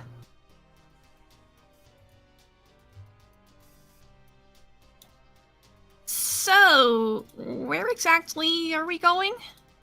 Back to the source of all of this. And where is that? You know already. Well, wherever it is, I'm kind of wondering if maybe I should be waking up soon? I feel like my friends are probably going to need me. You can't wake up just yet. Why? It's not time. Not where your physical form is, at least. Where my physical form is? Then what about here? What about here? Sorry. This time stuff is really confusing. You're a space player. Yeah? I mean, if it's not the right time to wake up or I'm sleeping, how long do I have to wait here in order to wake up? The correlation between the passage of time in the furthest ring and any given physical location is tenuous. The measurement of time here is inseparable from the physical passage through its knotted space. Those two aspects are closely woven together here, to such an extent that they are barely separable. All aspects are. Really? All of them? Yes. I understand how this place has time and space, of course, even if they work together weirdly. But I don't see any of the others. One doesn't see abstraction. Not directly. Oh. Each opposing pair is in balance throughout this field, so as to form a stable canvas, though the canvas becomes less stable with each crack in the field. Ordinarily, one would never directly observe its constituent forces. The canvas would seem smooth from afar, but up close, as it were, the tapestry is circuitously woven. The aspects, while remaining in balance, interfere with each other. They interlock and intertwine, so neither space nor time functions linearly, nor are they conventionally measurable. Wow. I am not sure I totally understand, but that is pretty interesting. You are predisposed to find the nuances of space intriguing, and since its opposite aspect is more related than you perhaps have realized, the challenges of understanding it are more compelling to you than you realize as well. Yeah, I guess so. Physics are all about space and time and such, which are fun to think about. I like all that stuff. Yes.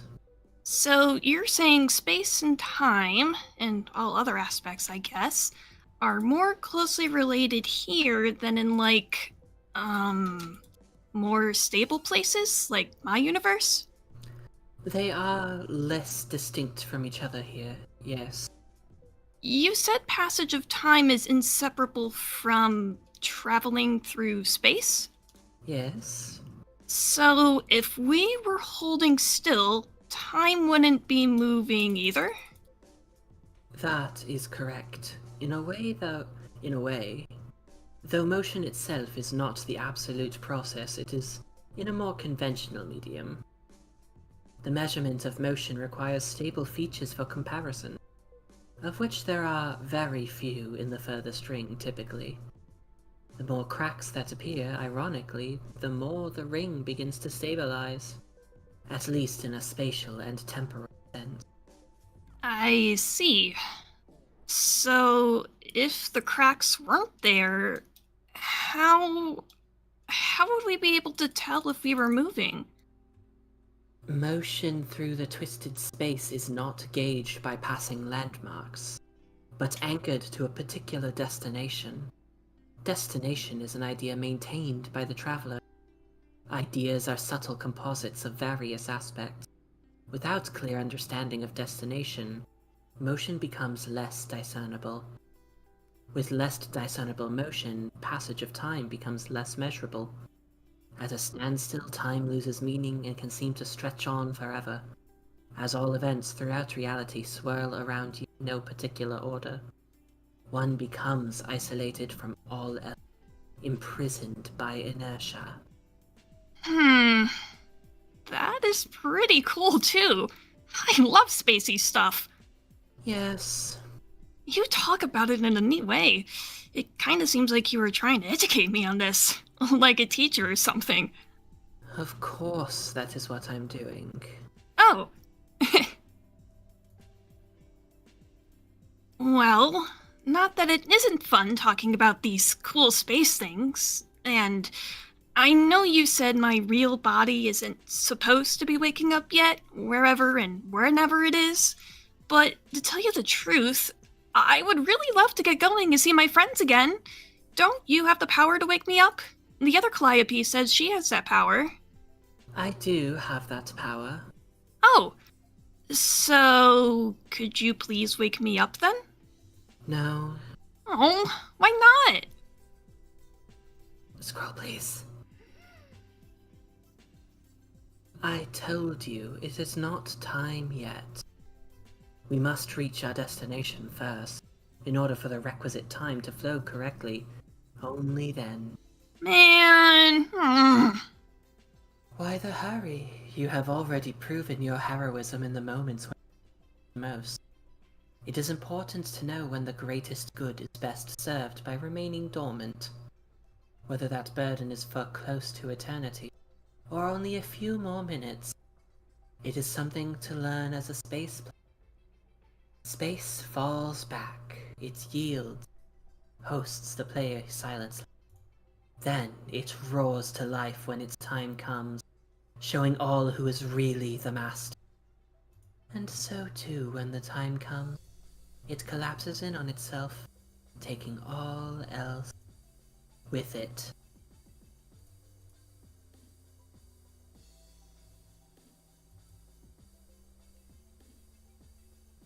Aw, Jade.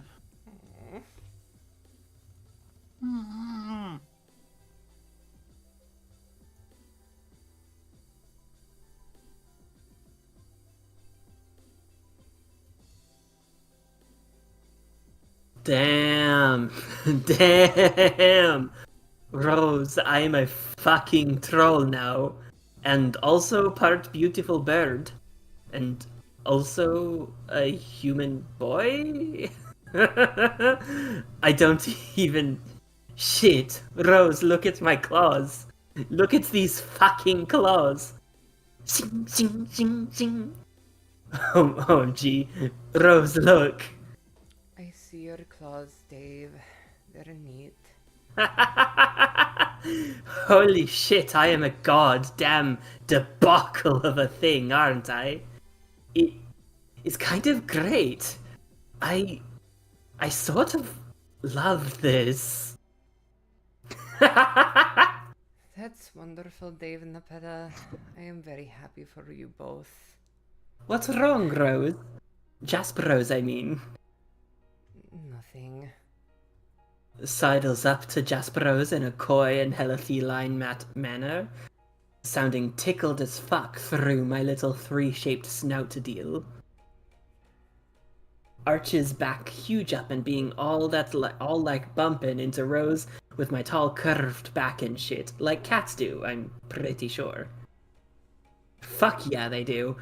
OMG, they do tall back thing all the time when they're happy, and I'm doing that right now.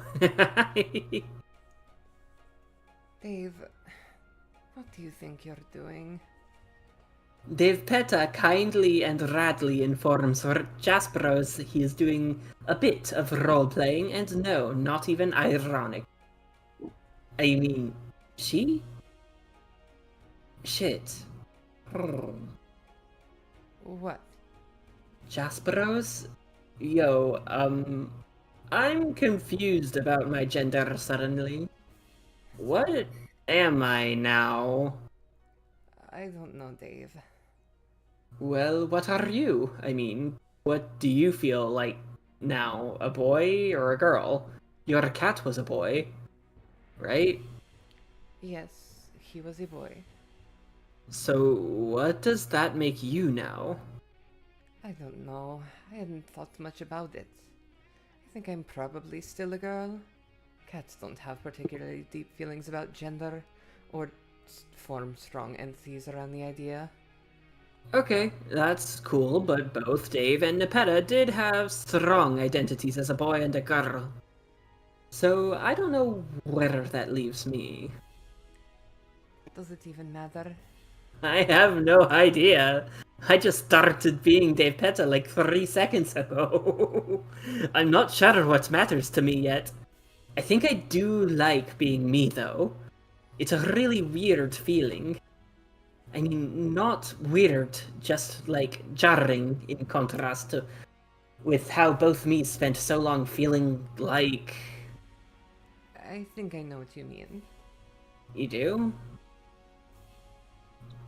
Also, really quickly, I think one of my favorite things that I ever inspired was when I first like realized that I like had a whole bigender thing going on.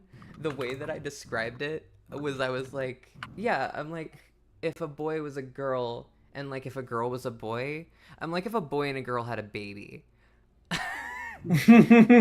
and Oh my and fucking god. and so Little did they know. yeah, and, They actually were like if a boy and a girl had a baby. and later on, that quote was then later written into a fan fiction as Dave Peta saying it. God, That's fucking so God. good. And that baby was you. And that baby That was baby me. was Barack Obama.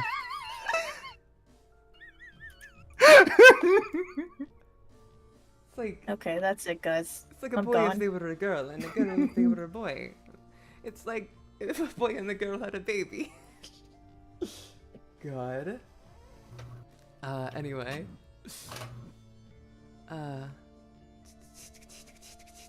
Where were we?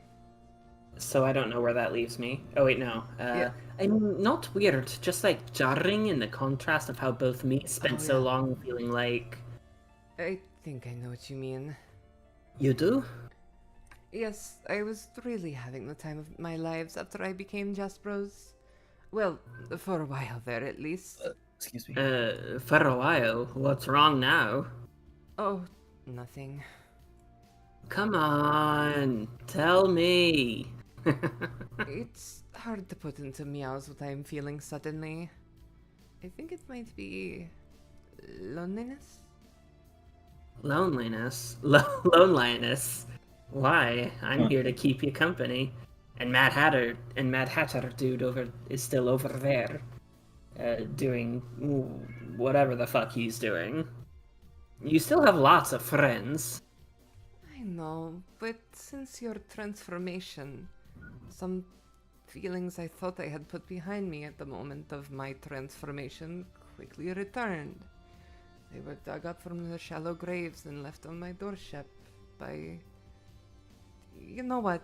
I'm not even in the mood to finish that incredibly apt analogy.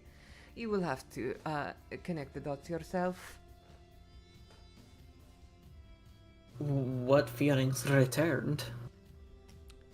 As a cat, I never had any other girl cats around to be friendly with. That was a very simple emotion which I could probably cope if it was all that was in play. The rose half is more complicated. I have memories from a lot of roses. Is this true for you as well? I mean, memories from many Daves and Neptas?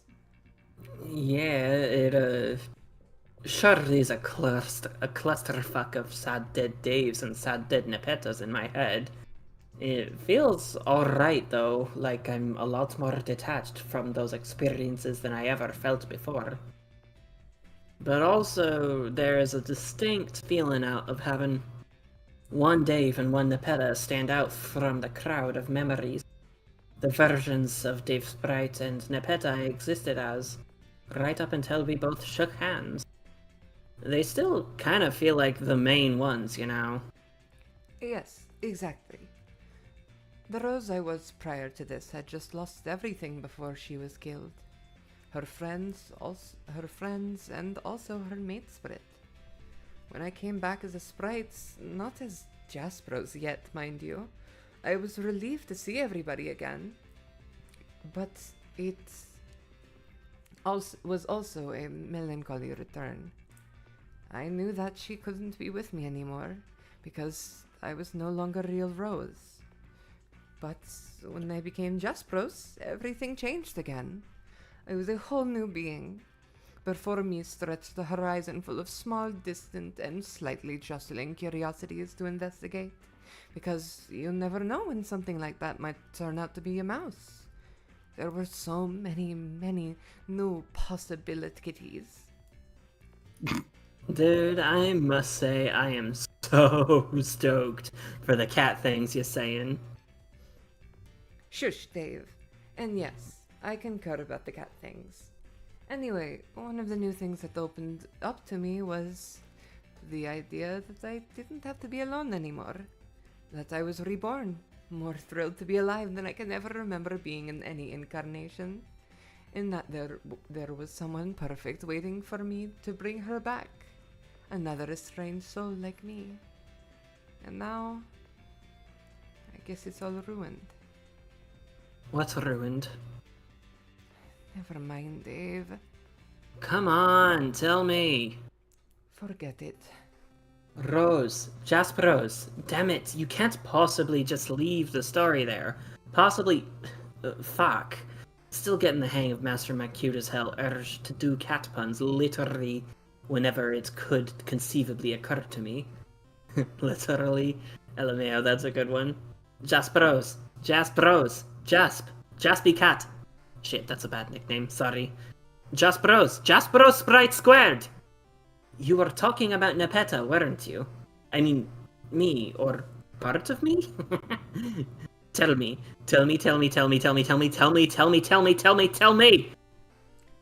Dave, she was going to be my wife.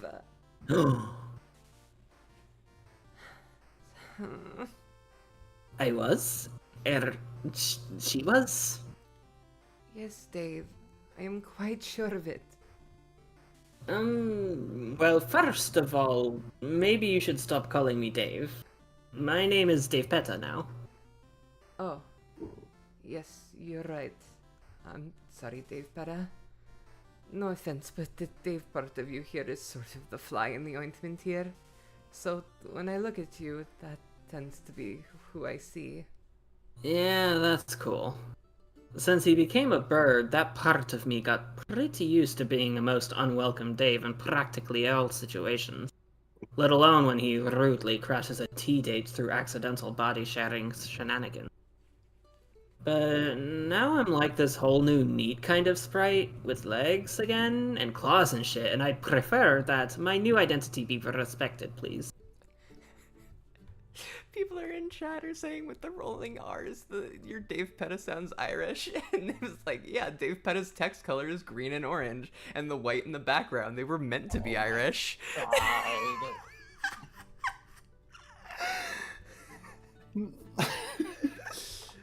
God. The Irish unification of 2024 is real in our hearts. Finally. God.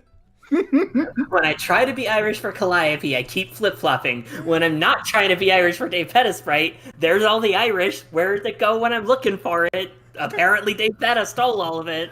Call her the fucking thief of Irish instead of the Knight of Heart? Rogue of Time? Yeah, I am very sorry. I was just sad as all. Ah, I understand. You could even say I know that feel. Lolling my ass off. I love that there's this whole side of me that is all freshly tickled by even the most basic applications of irony. For instance, that was some weak sauce milk, but here I am lapping it up. It pleases me to hear you have rediscovered the joys of entry-level irony, Dave Petta. But yeah, sorry for blowing our date. Where the fuck did that accent come from? Even if she wasn't sure what to make of the day, she was really flattered that you liked her though. But I don't know if it would have led to marriage. I think y'all may have been pouncing the gun on that. I don't think so. I had it all figured out. She never got a chance to see any of my moves, though. So I guess we'll never know. I don't know. Getting married isn't even a thing for trolls. It was just a figure of speech. It isn't a thing for cats either, remember? Okay, but even so, I still don't think you can force something like that. We would have needed to spend more time together and stuff to find out. Yes, we would have spent that time together, and it would have turned out to be magical. Trust me. God damn, Rose, getting some kitty cat mixed up and made you so much hella smugger than usual. I kinda dig it. It suits you. Does it?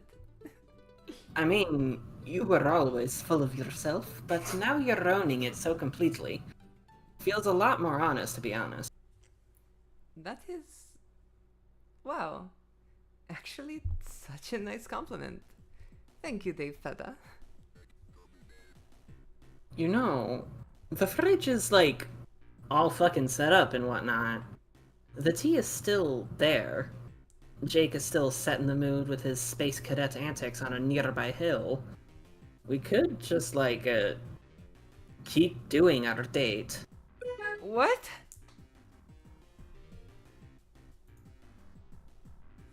I mean, platonically, of course. Of course, like a cat tongue. Actually, you know what? Never mind. That's fucking sucked. But yeah, what's the big deal? Let's keep tea partying and chatting about our unique sprite issues and stuff. Maybe even do a smidgen of choice RPing, if it strikes our fancy. I think that could turn out to be pretty cute and dope. Maybe. You know, I gotta say, the Nepta part of me is, like, genuinely mystified about what the issue even is. What issue? Us dating, like, as in a normal romantic tea drinking date. Oh. Yeah, it makes sense that she wouldn't understand. I mean, the Dave part of me is obviously all like, no, stop, when I think about it, but that little fussy brain tantrum isn't making me feel weird or uncomfortable, it's just sort of cracking me up. That is a good way of putting it. My inner monologues have been very amusing to me too. I guess I'm still just a bit uncertain about my nature and my beliefs and whatnot. What about you? What about you, though? You are a part cat, so... So? So, how do you really feel about that issue. Mm, I mean, as far as both sides of me know, cats aren't too concerned with that, right?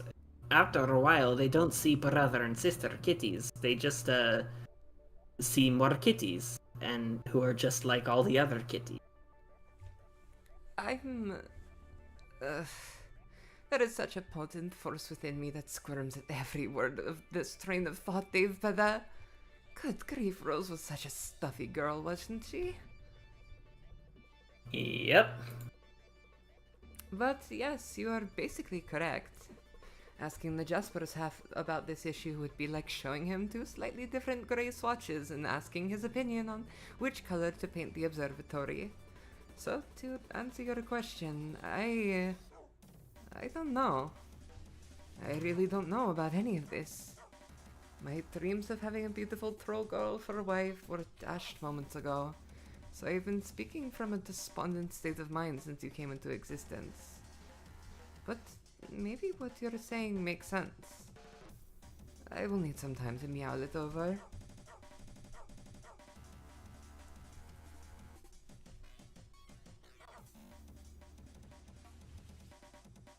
Hello? What? I'm sorry, I got completely distracted by the barking into a sick baseline. Oh, yeah. It's really funny that we have the Great dog core. barks going on during the cat conversation. What happened? I'm sorry. We're... Meow. So good. That was supposed to mean mole, right? Yes, Dave, but that meant mole. But yes, I agree. There is so much to figure out now. Shit be popping in my jumbled sprite brain suddenly. Popping like a bunch of silly gophers out of their fucking surprise holes. Want to murder them gophers. Because instincts! But mainly that is just a metaphor for understanding the gophers. While I get myself, how about we help each other get ourselves? But whoa, non-subjectively, non-suggestively. I knew you weren't being suggestive. Chill out. So, I'm sorry. Plus This nasty. fucking. This is my favorite. This is my favorite. One of It's my me favorite right now. panels, which is Jake in the background just fucking flapping around. Is there like an enhanced version of that GIF we can have as a GIF emote on VOFT? Yes, there is somewhere. Just. I'm dancing in the background. I'm cutting a rug.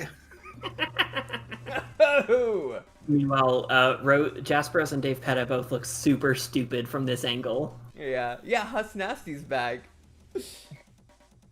One last time. Isn't this a direct panel callback? Yeah, I think this is literally a direct panel callback to that moment. So, how would you like me to help you get yourself? I don't know. When we were on our date and you were talking to me about stuff and I was acting all embarrassed, that was pretty cool, or at least Nepeta thought so. You mean about her liking Karkat and such? Yeah. You know what's crazy is, even in my new form, I don't even feel conflicted about that. It sort of feels right still. I would have thought I'd be a mess of contradictions about that, but no. Weird, right? If you say so. Yeah, No. it's weird. Yeah, it's weird that Dave would also like Karkat. That's crazy. That's crazy. Dave Petta having all these fucking realizations and self-awareness and still being oblivious on that front. It's so fucking good. God. Not that I'm saying I should act on that or anything. It's like you were saying about being the odd rose out. When you get Jaspersed, everything changed. These are brand new lives for us to, so it feels like I should try to leave the old stuff behind. But that means I also gotta figure out what to do with my life now. Or my pseudo-life, whatever the hell it is when you're a sprite squared. Then what do you want to do with your pseudo life? Man, you're gonna think I'm crazy for even saying this. I already think we're both crazy. I have this weird urge to go fight Lord English. What the fuck? No, right? I'm just strangely drawn to the idea.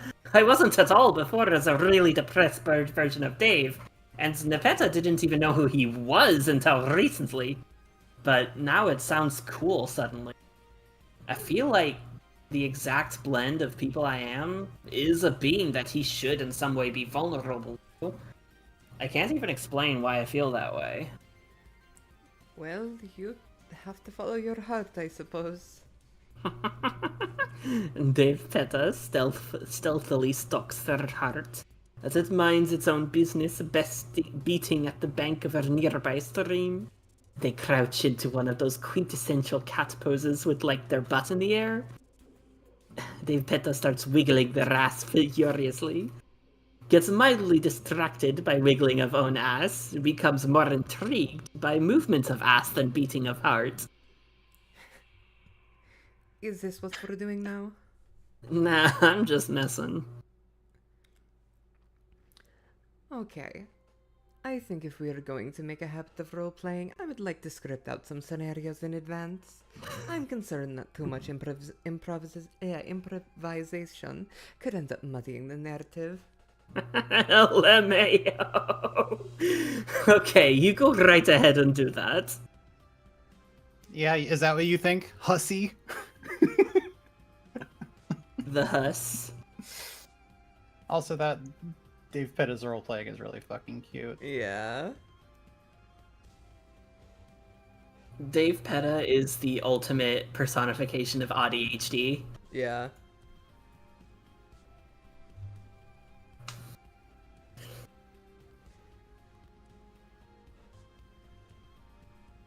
Jaspers.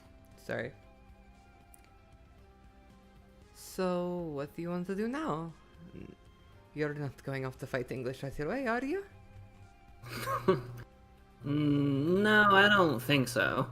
There's no hurry. The dude's whole shtick is being basically eternal, and always already here, or whatever. Wherever here is, in this case I guess it just means out there somewhere. I think there are a few things I want to take care of here, before I sink my claws into that grade A slab of beef fry. Dave Peta just saying what Rexy and I are thinking. They've had an environment too.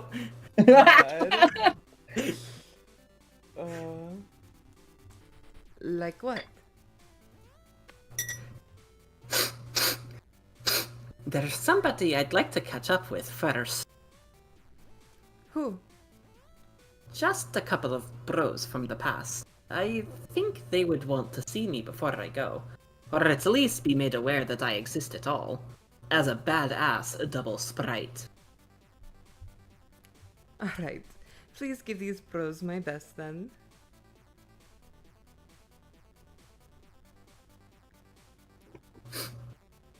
Sniff.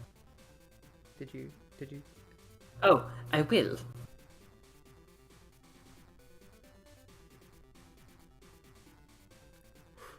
I wish I could be a Technicolor neon nightmare with wings. God. Same. Yeah, Also, it's give people kind of the ideal. Epilepsy.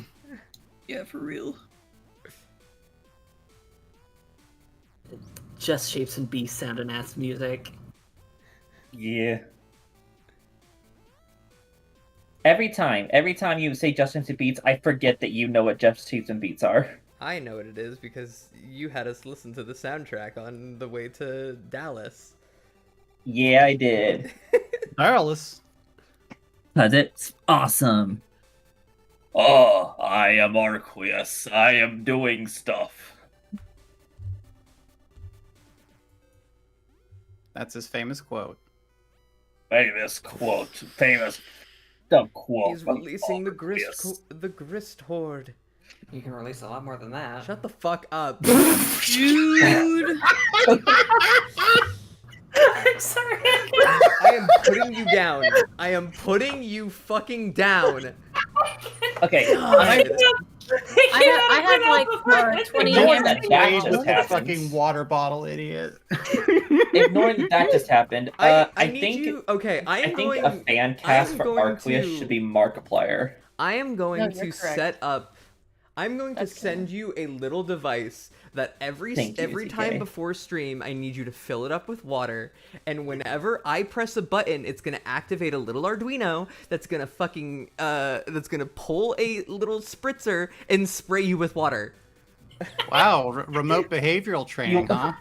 Yes. Wow, you want them to fill a bucket for you, huh? Shut the fuck up! It's a water bottle. It's a spritzer. I'm sorry. The words left my mouth before they went through my brain. I didn't have the chance to think about it. Hello, everybody. My name is Arqueous. God. Okay, you are Yeah. going on push to talk. Dude, I love this GIF. I love this This is GIF. really There's good. nothing even special about it. I just love Just the all of the fucking grist hordes just being dumped It's like into the such a fucking. cool into I the Is it also- a GIF or is it a It HTML5 loops nicely. thing? I love getting to see the planets Oh, moving. which one is it? Also- Discord. Wait. If you like click and drag on that, can you see if it's like actually an image file? It's an HTML Wait. or a Flash or one of the two. Yeah, because I cannot open up the file where this is. So it is. An Okay, well I still HTML. love it. Yeah, it's really cool. I mean, it should be a You Flash want it, in you could HTML, always right? screen record it. You could. This is correct. Or it's a flash, you could run it in Adobe and then Ah, export it yes. as a GIF or The something. fruits of my labor. I am now That's what going he's saying into about labor. fruits. What is this? Fruity? Oh my god, orange tangerine.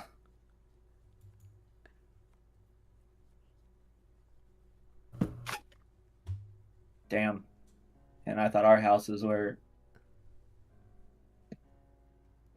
I really thought our houses were. Sorry. Damn.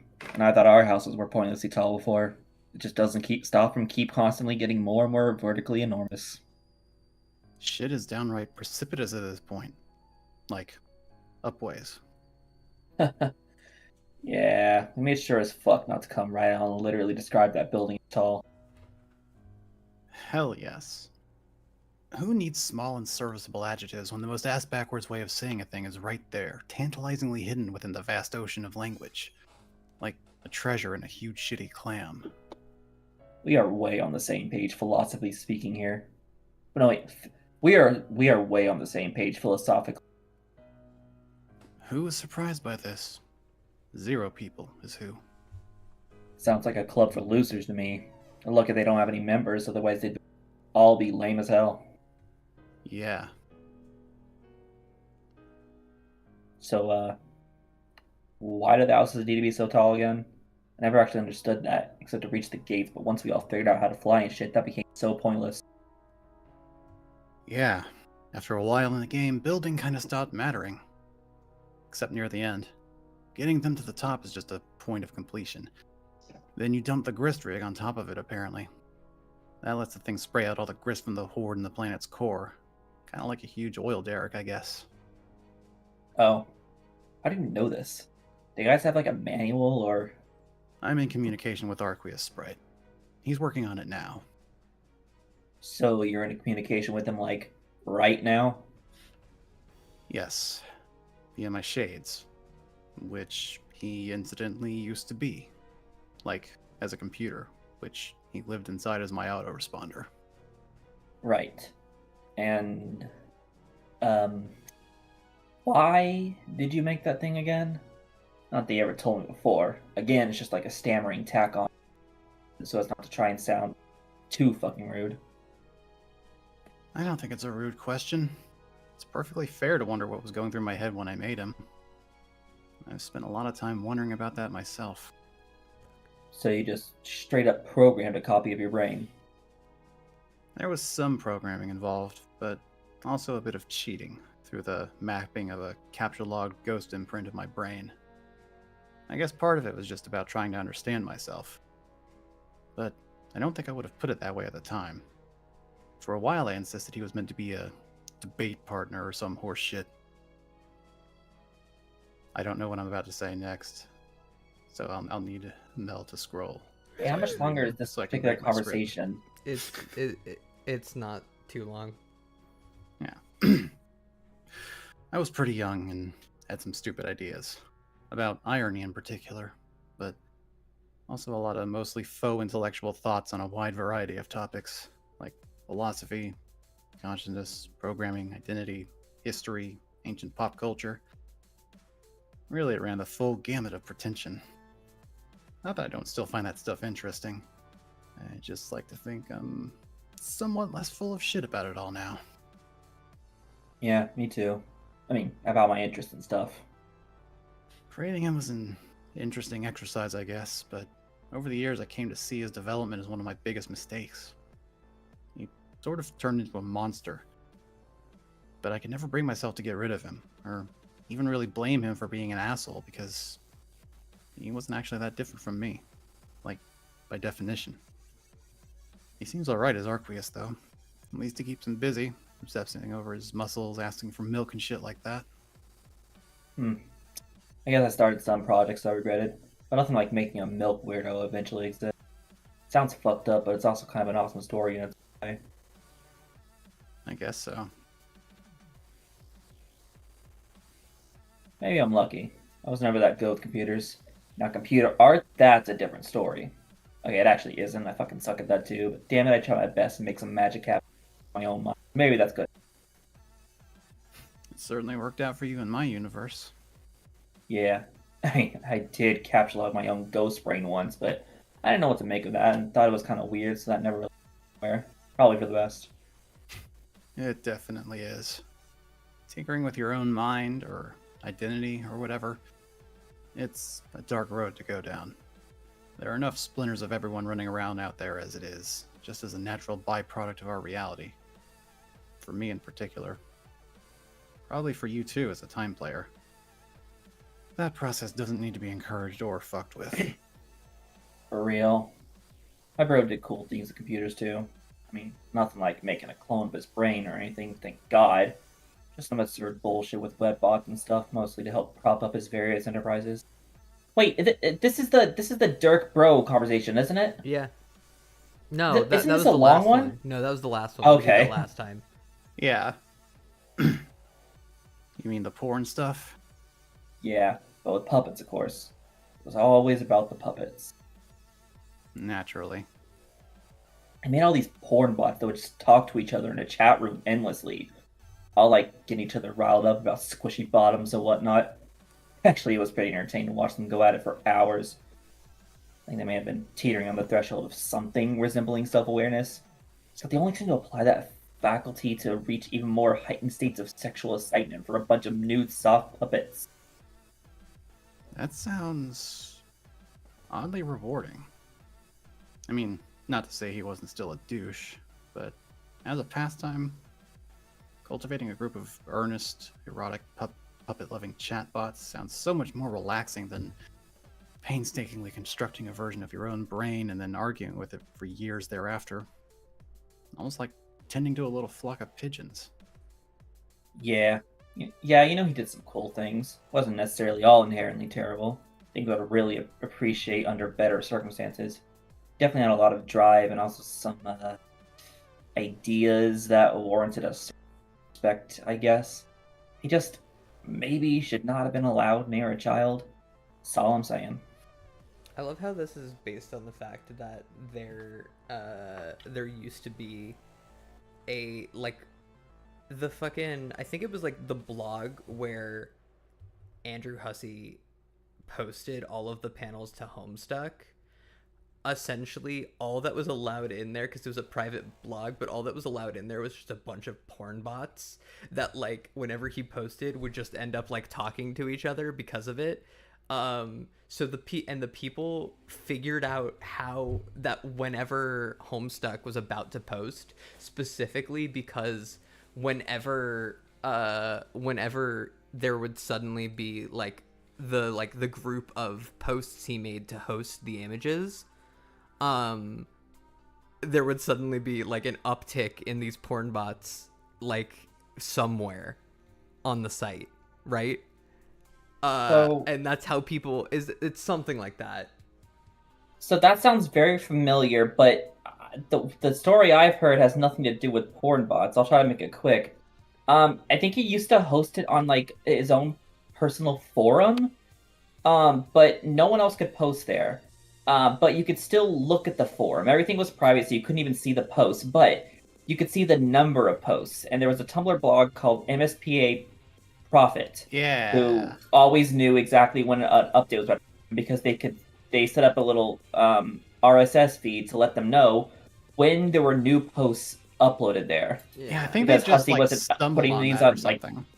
Exactly, because he used it as in lieu of a cloud service. I may be mixing two stories. I know that Andrew Hussey having a ring, a ring somewhere of just porn bots that just talk to each other was 100% a real thing, though.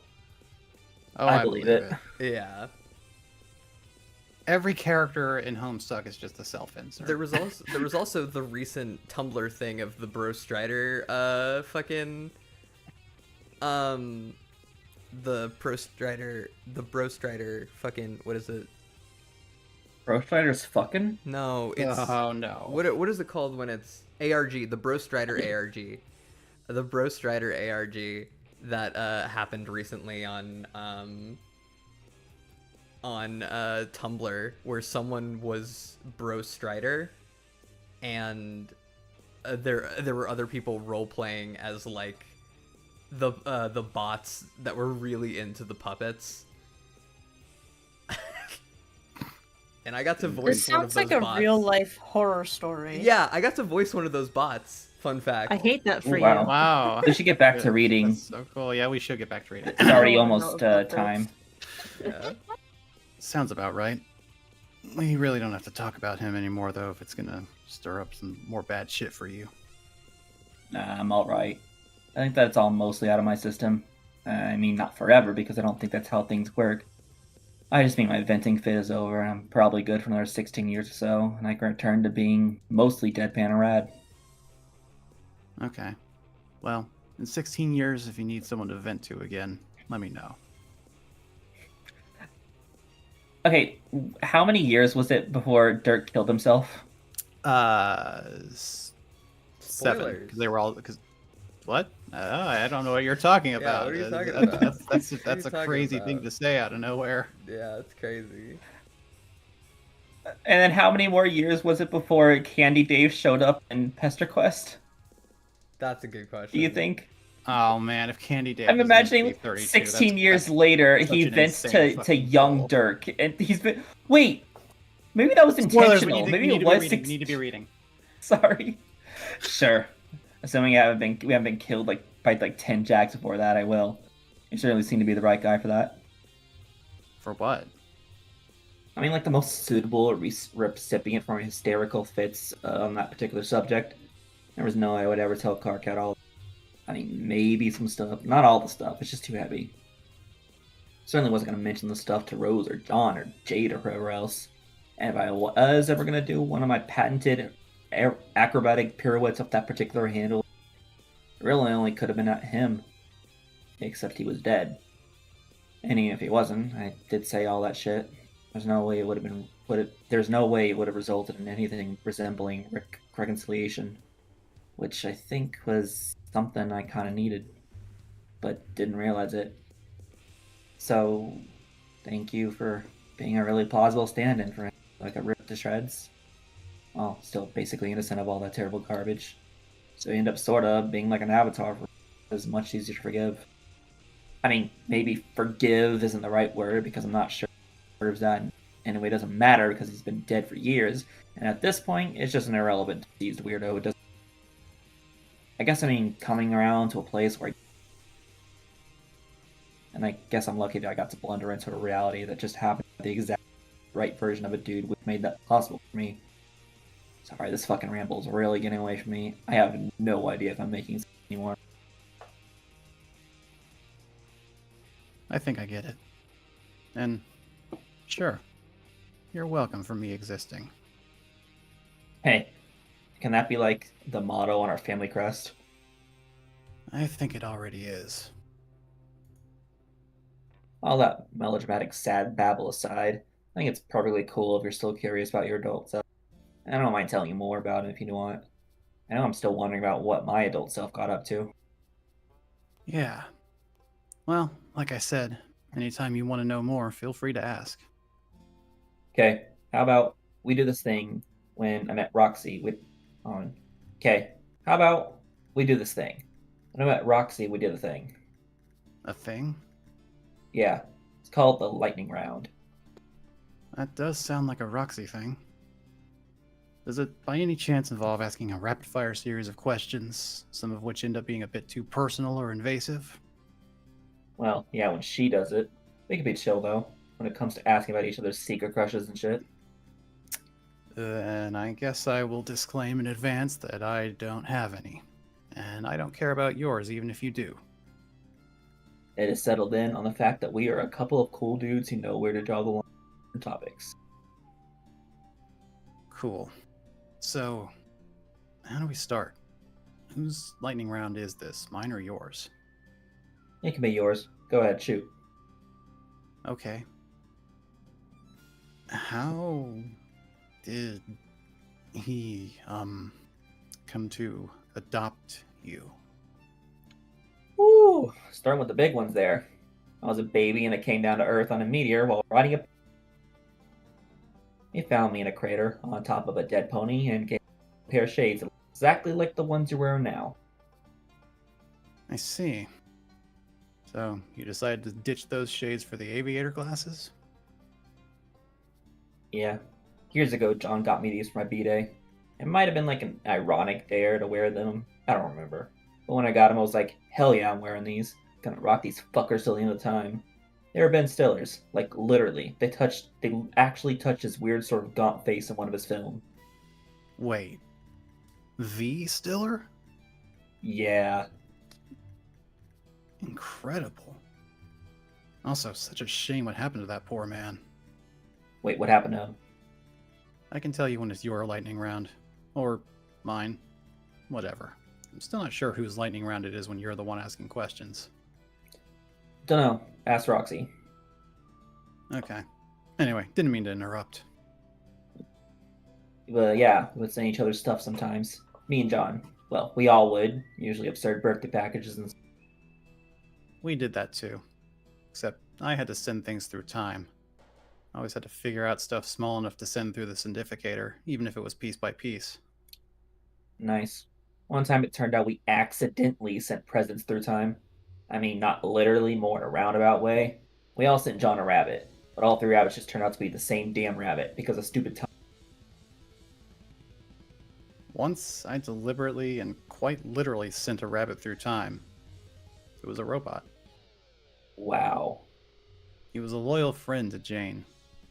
I don't know what happened to him, though. Yeah, I don't know what happened to John's rabbit either. Rabbits, am I right? I hear you, man. What next? You say he owned Cal as well? Yep. Did he come down to Earth on a meteor with Cal, too? Think so. That was a long time ago. Kind of weird to imagine him strutting around with that puppet as a kid in the 80s. Or maybe just kind of funny, actually. He sure held on to it a long time. Must have gotten attached at a really early age, just never let go. I guess he fell to Earth with one of those things too? Yeah. But if I came to Earth on a meteor the same way you all did, then I guess I just got dunked right in the fucking ocean. Which makes sense. One of my earliest memories is of using Cal as a flotation device. So, he sort of saved my life in a way. I guess I bonded with him too, the way your bro did, even if that sounds a bit stupid. Then again, it didn't help matters much that I lived alone in the middle of the ocean.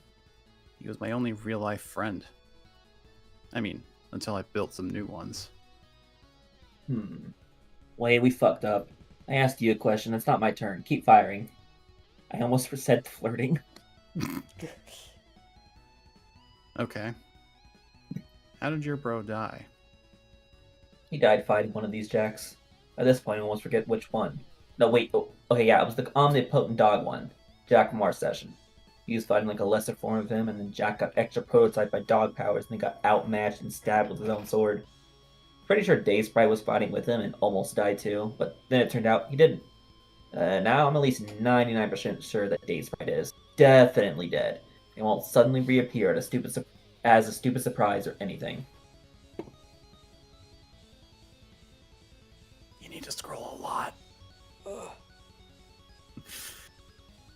Alright. I hate stupid surprises. Word. So, he said he trained you. I'm guessing that means he knew what was coming? Or some things about your future, at least? Seems that way. Not sure what he...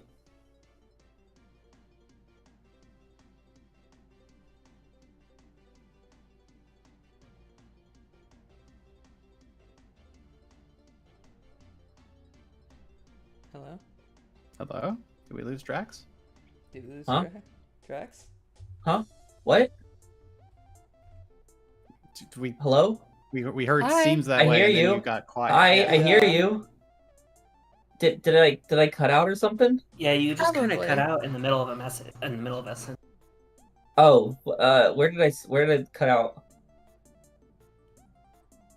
Pretty much just start back it seems that way. Yeah. Okay. That was weird. Seems that way. Not sure what he knew or how he knew it. All our guardians seemed to know bits and pieces of stuff and did vague, mysterious things to prepare. To this day, I have no idea if he was training me to fight Lord English, or if he even knew who that guy was, any conscious level, or it was more like general purpose trained to be able to survive some hard shit after the end of the world happened. You'd have to ask him, but that's impossible. I do know he managed to get the drop on a meteor before he entered. What? As far as I can tell, he stood up on top of it and split it in half with his sword. Not to be too much of a wet blanket on that rad as fuck anecdote, but that sounds kind of far-fetched. Yeah. Oh. I keep yawning. Oh, Yeah, sorry, it am does, I boring doesn't you, it? Dave? You really are. Like, oh my god, do you realize how boring you are? I'm speaking all monotone like this. Yeah, it does, doesn't it? But then again, so does a baby getting dumped from space in the ocean, then floating on a weird doll and growing up by himself with no adults around. That's not far-fetched. It was pretty straightforward. I think I just found a building poking out of the water, climbed up, then I just started foraging for food in there like a feral infant. Supplies, which I'm sure your adult self must have left behind for me, seeing as he clearly must have known some things about the future too. Speaking of which, maybe it's your turn now? Yeah, okay. Questions about me. Let's see. Okay, first the fuck of all. Okay, I thought I misread that. Okay, first the fuck of all, what happened to Ben Stiller? He was deemed a heretic, and was crucified on the Washington Monument by some clowns. Wow. Due to his dedication to freedom and peace, he came to be seen as a martyr, and then a holy figure. He was left on the monument as an example to all, but thousands of faithful gathered below to gaze up at his pious, sort of gaunt face. For years thereafter, his followers would carve stone busts of him in his memory, capturing the piercing glare of his final expression. But they were all smashed to pieces by the presidential church. That religious movement didn't last very long. Rumor has it the Batterwitch had a lot of experience crushing righteous insurrections. Did my adult self get pissed about Stiller? I bet he got pissed. Yeah, there was a whole series of final insults that led to his active rebellion instead of just producing subversive media. At one point, the witch remastered all of his films to clean up all the shitty artifacts, and released them in stunning high-def quality all over the world, using a rational business model and everything. That really set him off. What the fuck? How fucking dare that woman? So then he tried to kill the Batterwitch, right? Who was the exact same alien as the Condis in this? Let me reread that. What the fuck? How fucking dare that woman? So, then he tried to kill the Battle Witch, right? Who is the same exact alien as the Condis in this session? Yes, same one. And yeah, he teamed up with Rose from the same era. They supposedly put up a good fight, but both died. So, does John know that he is literally about to go fight Betty Croft yet, or what?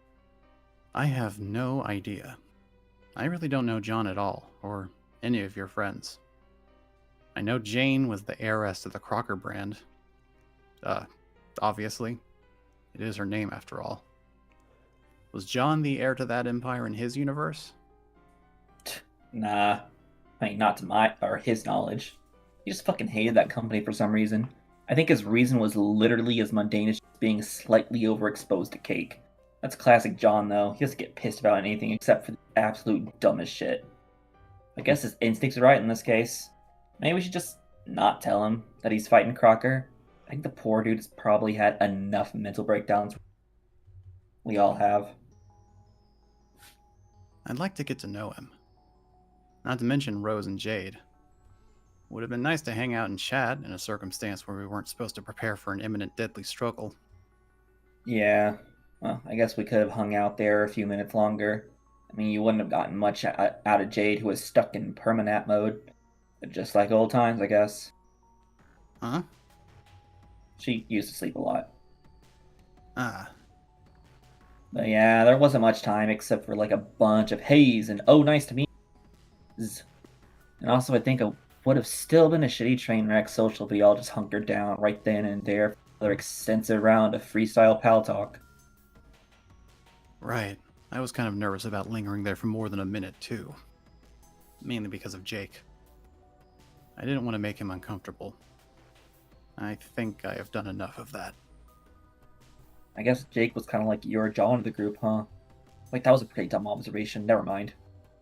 Nah, sounds about right. Seems like John was your close buddy growing up, and Jake was mine.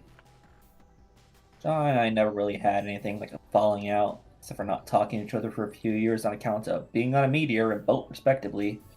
But I guess you two had some buddy troubles or something. Yes. A lot of buddy troubles. I vaguely touched on it earlier. I was a really bad influence in his life. What happened? A lot of things that were mostly my fault. Basically, I think I bullied him into dating me. Although I had plenty of help from my autoresponder. There were a lot of insane plans that he hatched on my behalf. But, in fairness, I went along with them. To this day, I can't really tell how much of that bullshit was his doing and how much was mine, which I've just covered up through denial or selective memory. Wait, you dated Jake? Yeah. That didn't last long, though. It was really lopsided and kind of forced. So, you... What? Nothing. I think we're breaking one of the rules here. This tangent got too personal. Oh, yeah. I forgot we weren't doing that. Anyway, carry on. You were asking about adult Dave? Yeah, so that covers how he died, taking a futile stand against some unbeatable foe. Can't say I'm too surprised about that, because what else is even new?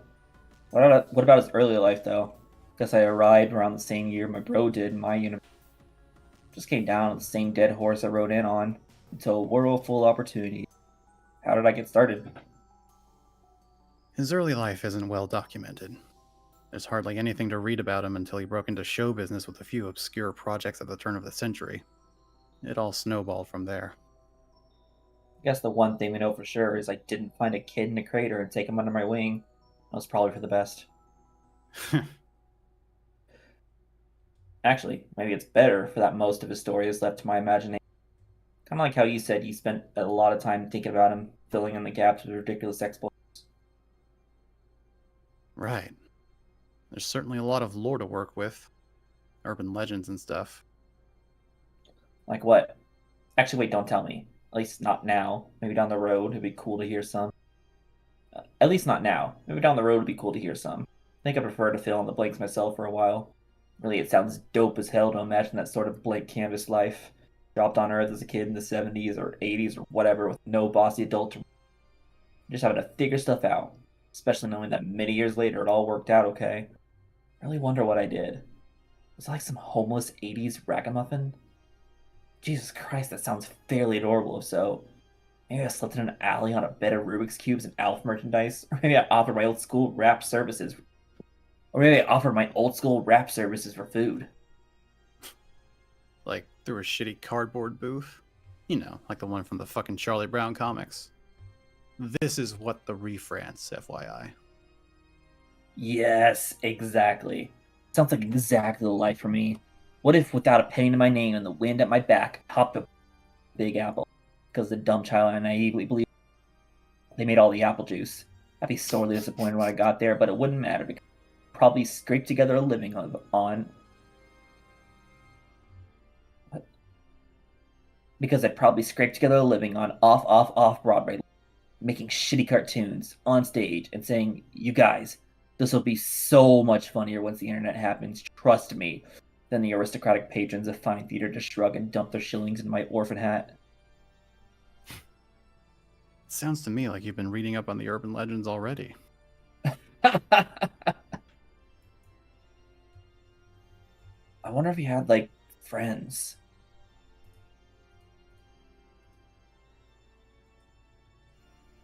Sorry, Mel's stream was lagging on my end. Yeah, me too. I just got it open on my own page. I should probably do that. It sounds like you knew a lot of people, at least later in life. Sure. I mean, I'm sure he knew Rose at some point because obviously they teamed up. But as fairly old people, sounds as though they only knew each other as a result. This seems likely. I mean, more like the friends I grew up with. Couldn't have grown up with John or Jade as friends because they were already old by the time he got there. This cool 80s kid fantasy was probably just a lot lonelier than I'd been picturing in my sweet daydreams. I didn't even have the mayor. God, what a nightmare that I think. Wonder if all he cared about was making ludicrous shit and fighting evil pastry moguls. You know if he had any other interests? Like what? I don't know. Did you ever read any urban legends about paleontology? Paleontology? Yeah, the scientific study of dead shit. Not that I recall. I guess he probably didn't do anything with that. Shame. Maybe he never even got the idea since he had completely different experiences. But if I were suddenly dropped back in the 20th century, I'd probably look into it. I don't know how, though. I think it would be mainly like some sort of therapeutic interest. Something relaxing to think about instead of a bunch of ironic and stupidly ambitious objectives. Yeah, like the porn bots. Yeah, exactly. Maybe someday when we're both old men, you can live a quiet life tending to your fossils, and I will do the same with my dear collection of simple-minded chat robots fixated on puppet ass. Sounds like the fucking life to me. What was the lightning round question this stemmed from again? I forget. Fuck, is John playing the piano again? Oh, is that a thing he does? Yes, he did it once. He's now doing it again. John, you did the windy thing. We get it. You don't know. Maybe we're tapering. Don't know. Maybe we're tapering off with the lightning round stuff anyway, and it's just naturally deteriorating to a regular dude chat. Maybe. You sure you don't have anything else before we say it's officially deteriorated? Okay, here's a curveball. What the fuck are you wearing?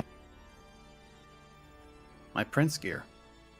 You know, leggings, slippers, the poofy asshole pants, a hood with some sort of cloth tiara deal embedded in it. Basic stuff for princes, apparently. Huh. Gotta say, some of these god tier ensembles really are something. I thought I hated it at first, but over the couple hours I spent flying back with time to think about all sorts of stuff, it kind of grew on me. The asshole pants are pretty damn comfortable, so I don't know if I even care how stupid they look. And I am kind of an asshole after all, so who am I to complain? I thought the same thing about my cape outfit at first. Felt like some bozo from the Renaissance Festival, like maybe I should get on a horse and sing a shitty ballad. But then it grew on me pretty quickly. Hardly ever took it off in 3 years. You're right, it's comfortable, and they're fucking magic pajamas or whatever, and they start to feel like part of you. They start to feel like part of who you are after long enough. I mean, they are supposed to last you forever, right? Kind of by definition, since they come along with immortality. Maybe part of their magical nature includes this insidious quality where they grow on you. Nah, I don't know. Maybe this is bullshit, and I'll just wear some normal person clothes with all over. What about you and your god? What about you? You're gonna wear? What about you? Are you gonna wear god duds forever? Nah, I'm sure I'll wear regular stuff again at some point. If a shirt with a hat on it can be deemed regular. I'm cool with deeming it as such. Yeah, maybe you're right, and we should all stop dressing like tools from an infinite magic slumber party for floundering teens. Just like and just look like standard floundering teens. Some of the get-ups are pretty out there. Jake's though, damn. Yeah, that page costume. I'd have commented on it, except that would have been casting a stone through a particularly fragile glass wardrobe. So, I just flew away. Yeah, there was, some palpable awkwardness there. Sorry, I'm still trying to, wrap my head around. What? Damn it. Okay, I guess I might have to break one of our lightning round rules. Only a little, though, I hope. About what? The personal stuff? Yeah. That's fine. Okay, maybe I'm not even asking you anything. Maybe there's just a starting point to ramble to myself on a certain topic. I think there is a slight chance I may be the biggest idiot in the world. Hmm? When it comes to understanding some things about my bro, some pieces I never really put together about him, till maybe literally right now, which I think makes me an objective dumbass. What does this have to do with me and Jake? I don't know. Nothing. Maybe I don't want to ask you anything about Jake. Maybe I'll just keep abiding by the code of basic dude manners on that. If I bother skirting the line of this rule, maybe I'd rather ask you other stuff instead. Like, what?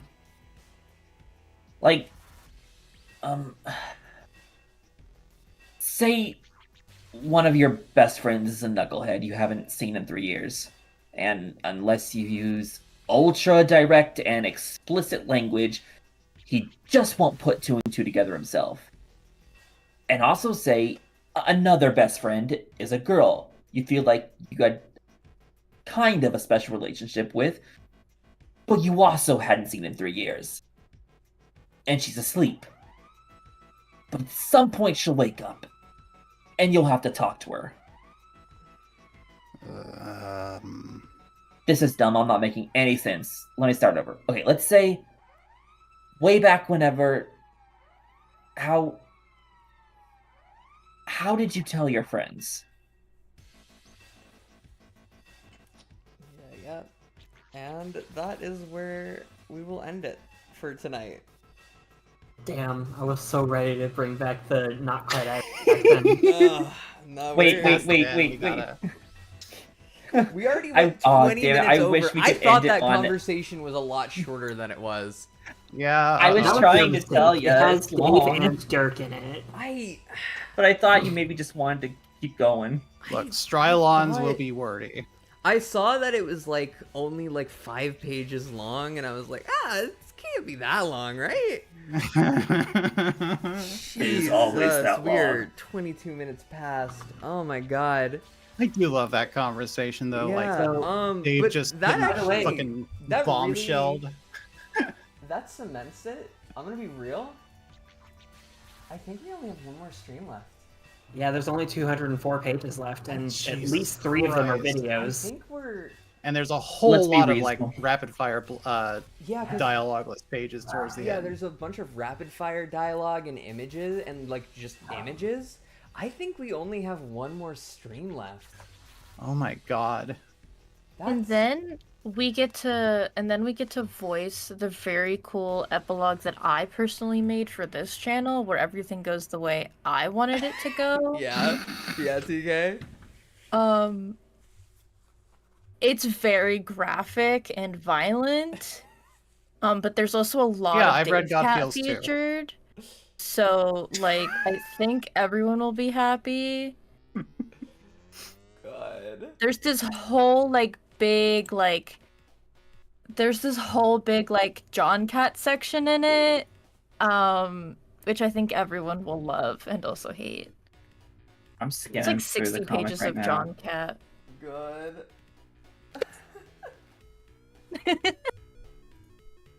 Here's how communism can still win. Jesus Christ. Alright, well, anyway, thank you all so much for joining us.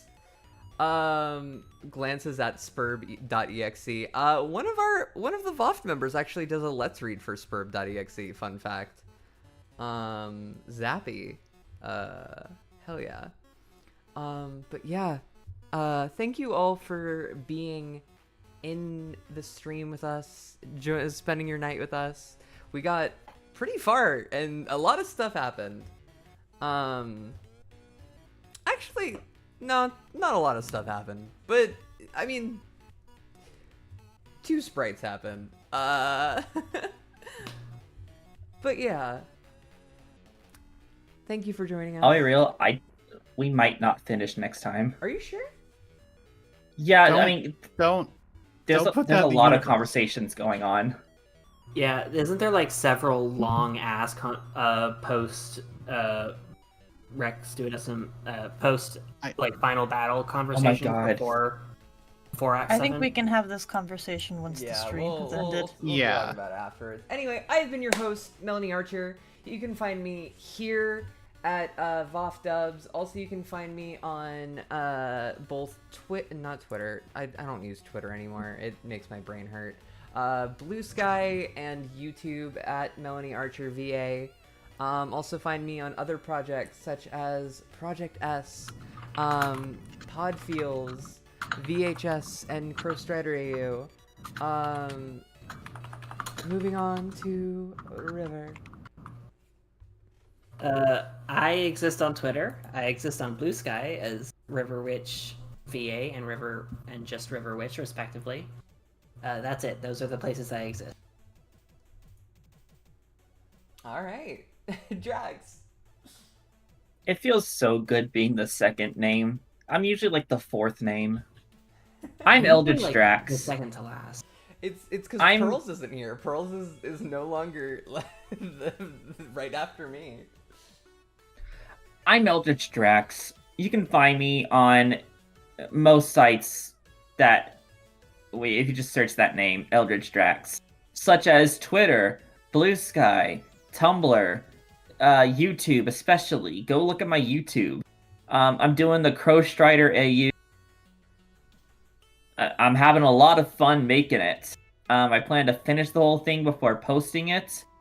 It'll be roughly 13 episodes. I'll be posting it sometime in 2025. I'd say I'm maybe half done with it at this point. Yeah, that's me. Also, I'm autistic. Good job. Pinky. Hi. Gotta get the sympathy vote in I there. was here too. I'm Pinky Proxy. You can find me at Pinky Proxy on a multitude of websites, none of which I use. So if you want to look up that username, you'll find me literally everywhere. I do post on Blue Sky though. So if you're actually interested in following me and looking at the random BS I post, you can go to Pinky Proxy Blue Sky. I worked on, as for projects, I worked on Nagito reviews as a creative person. If you like Danganronpa, you can go over there. That was a fun YouTube channel. And I'm a voice for an upcoming animation called Historia Protect the Sun, so that's cool. Ooh. So if you hear stuff about that, go check that out when it eventually comes out in the nebulous future. Yeah. Oh, yeah. Jess. Yeah, you can find me at Fender Jess VA on Blue Sky. I still don't post there much. I'm mostly just something to say. You can hear my other work over on Podfields. I voiced June Egbert. I swear to God, 2025, there is going to be more than one episode put out. This has been a rough year. You're telling me. But progress is being made on Podfields, and there is so much cool shit in the pipeline, and I cannot wait for it to finally get released. Hell yeah. All right. And last but not least, TK. Hi, I'm TK. I do the shilling here, and the Project S on the Project S. Yeah. You can find the Project S at Project Soundpage on YouTube, at PSoundpage on Twitter and Blue Sky, and at Project-S-Official on Tumblr, which I'm thinking of changing to just be PSoundpage. Probably. Yeah, we're having the same problem as Podfields.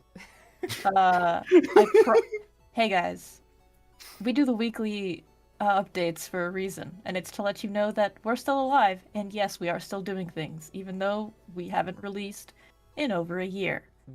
I promise, it looks fucking killer. Once the new year hits, we're going into production mode. We're going into hella production mode. So I mean, we're already low key in production mode. Yeah, but We've like we're needed gonna a be in minute. hyper production mode. We're gonna be going so crazy. We're so gonna be feral. going wild. Yeah. And the tag you see on the screen, that is my personal Instagram, and it's going to be changed if I'm ever on another VOFT stream. Got it. To at PSoundpage. Okay, that's the one you gave me. So I know. Thanks for coming to the stream. Make sure to subscribe. Thank you all for being here. Subscribe if you aren't, and have a amazing night, guys. Good night, everybody. Good night. Bye. Sleep tight. Santa sees you when you're sleeping. It's past Christmas. Christmas is over. It's gonna wrap back around. He always sees. I mean, shit, you're right. All right, bye, No, guys. there's a grace period between now and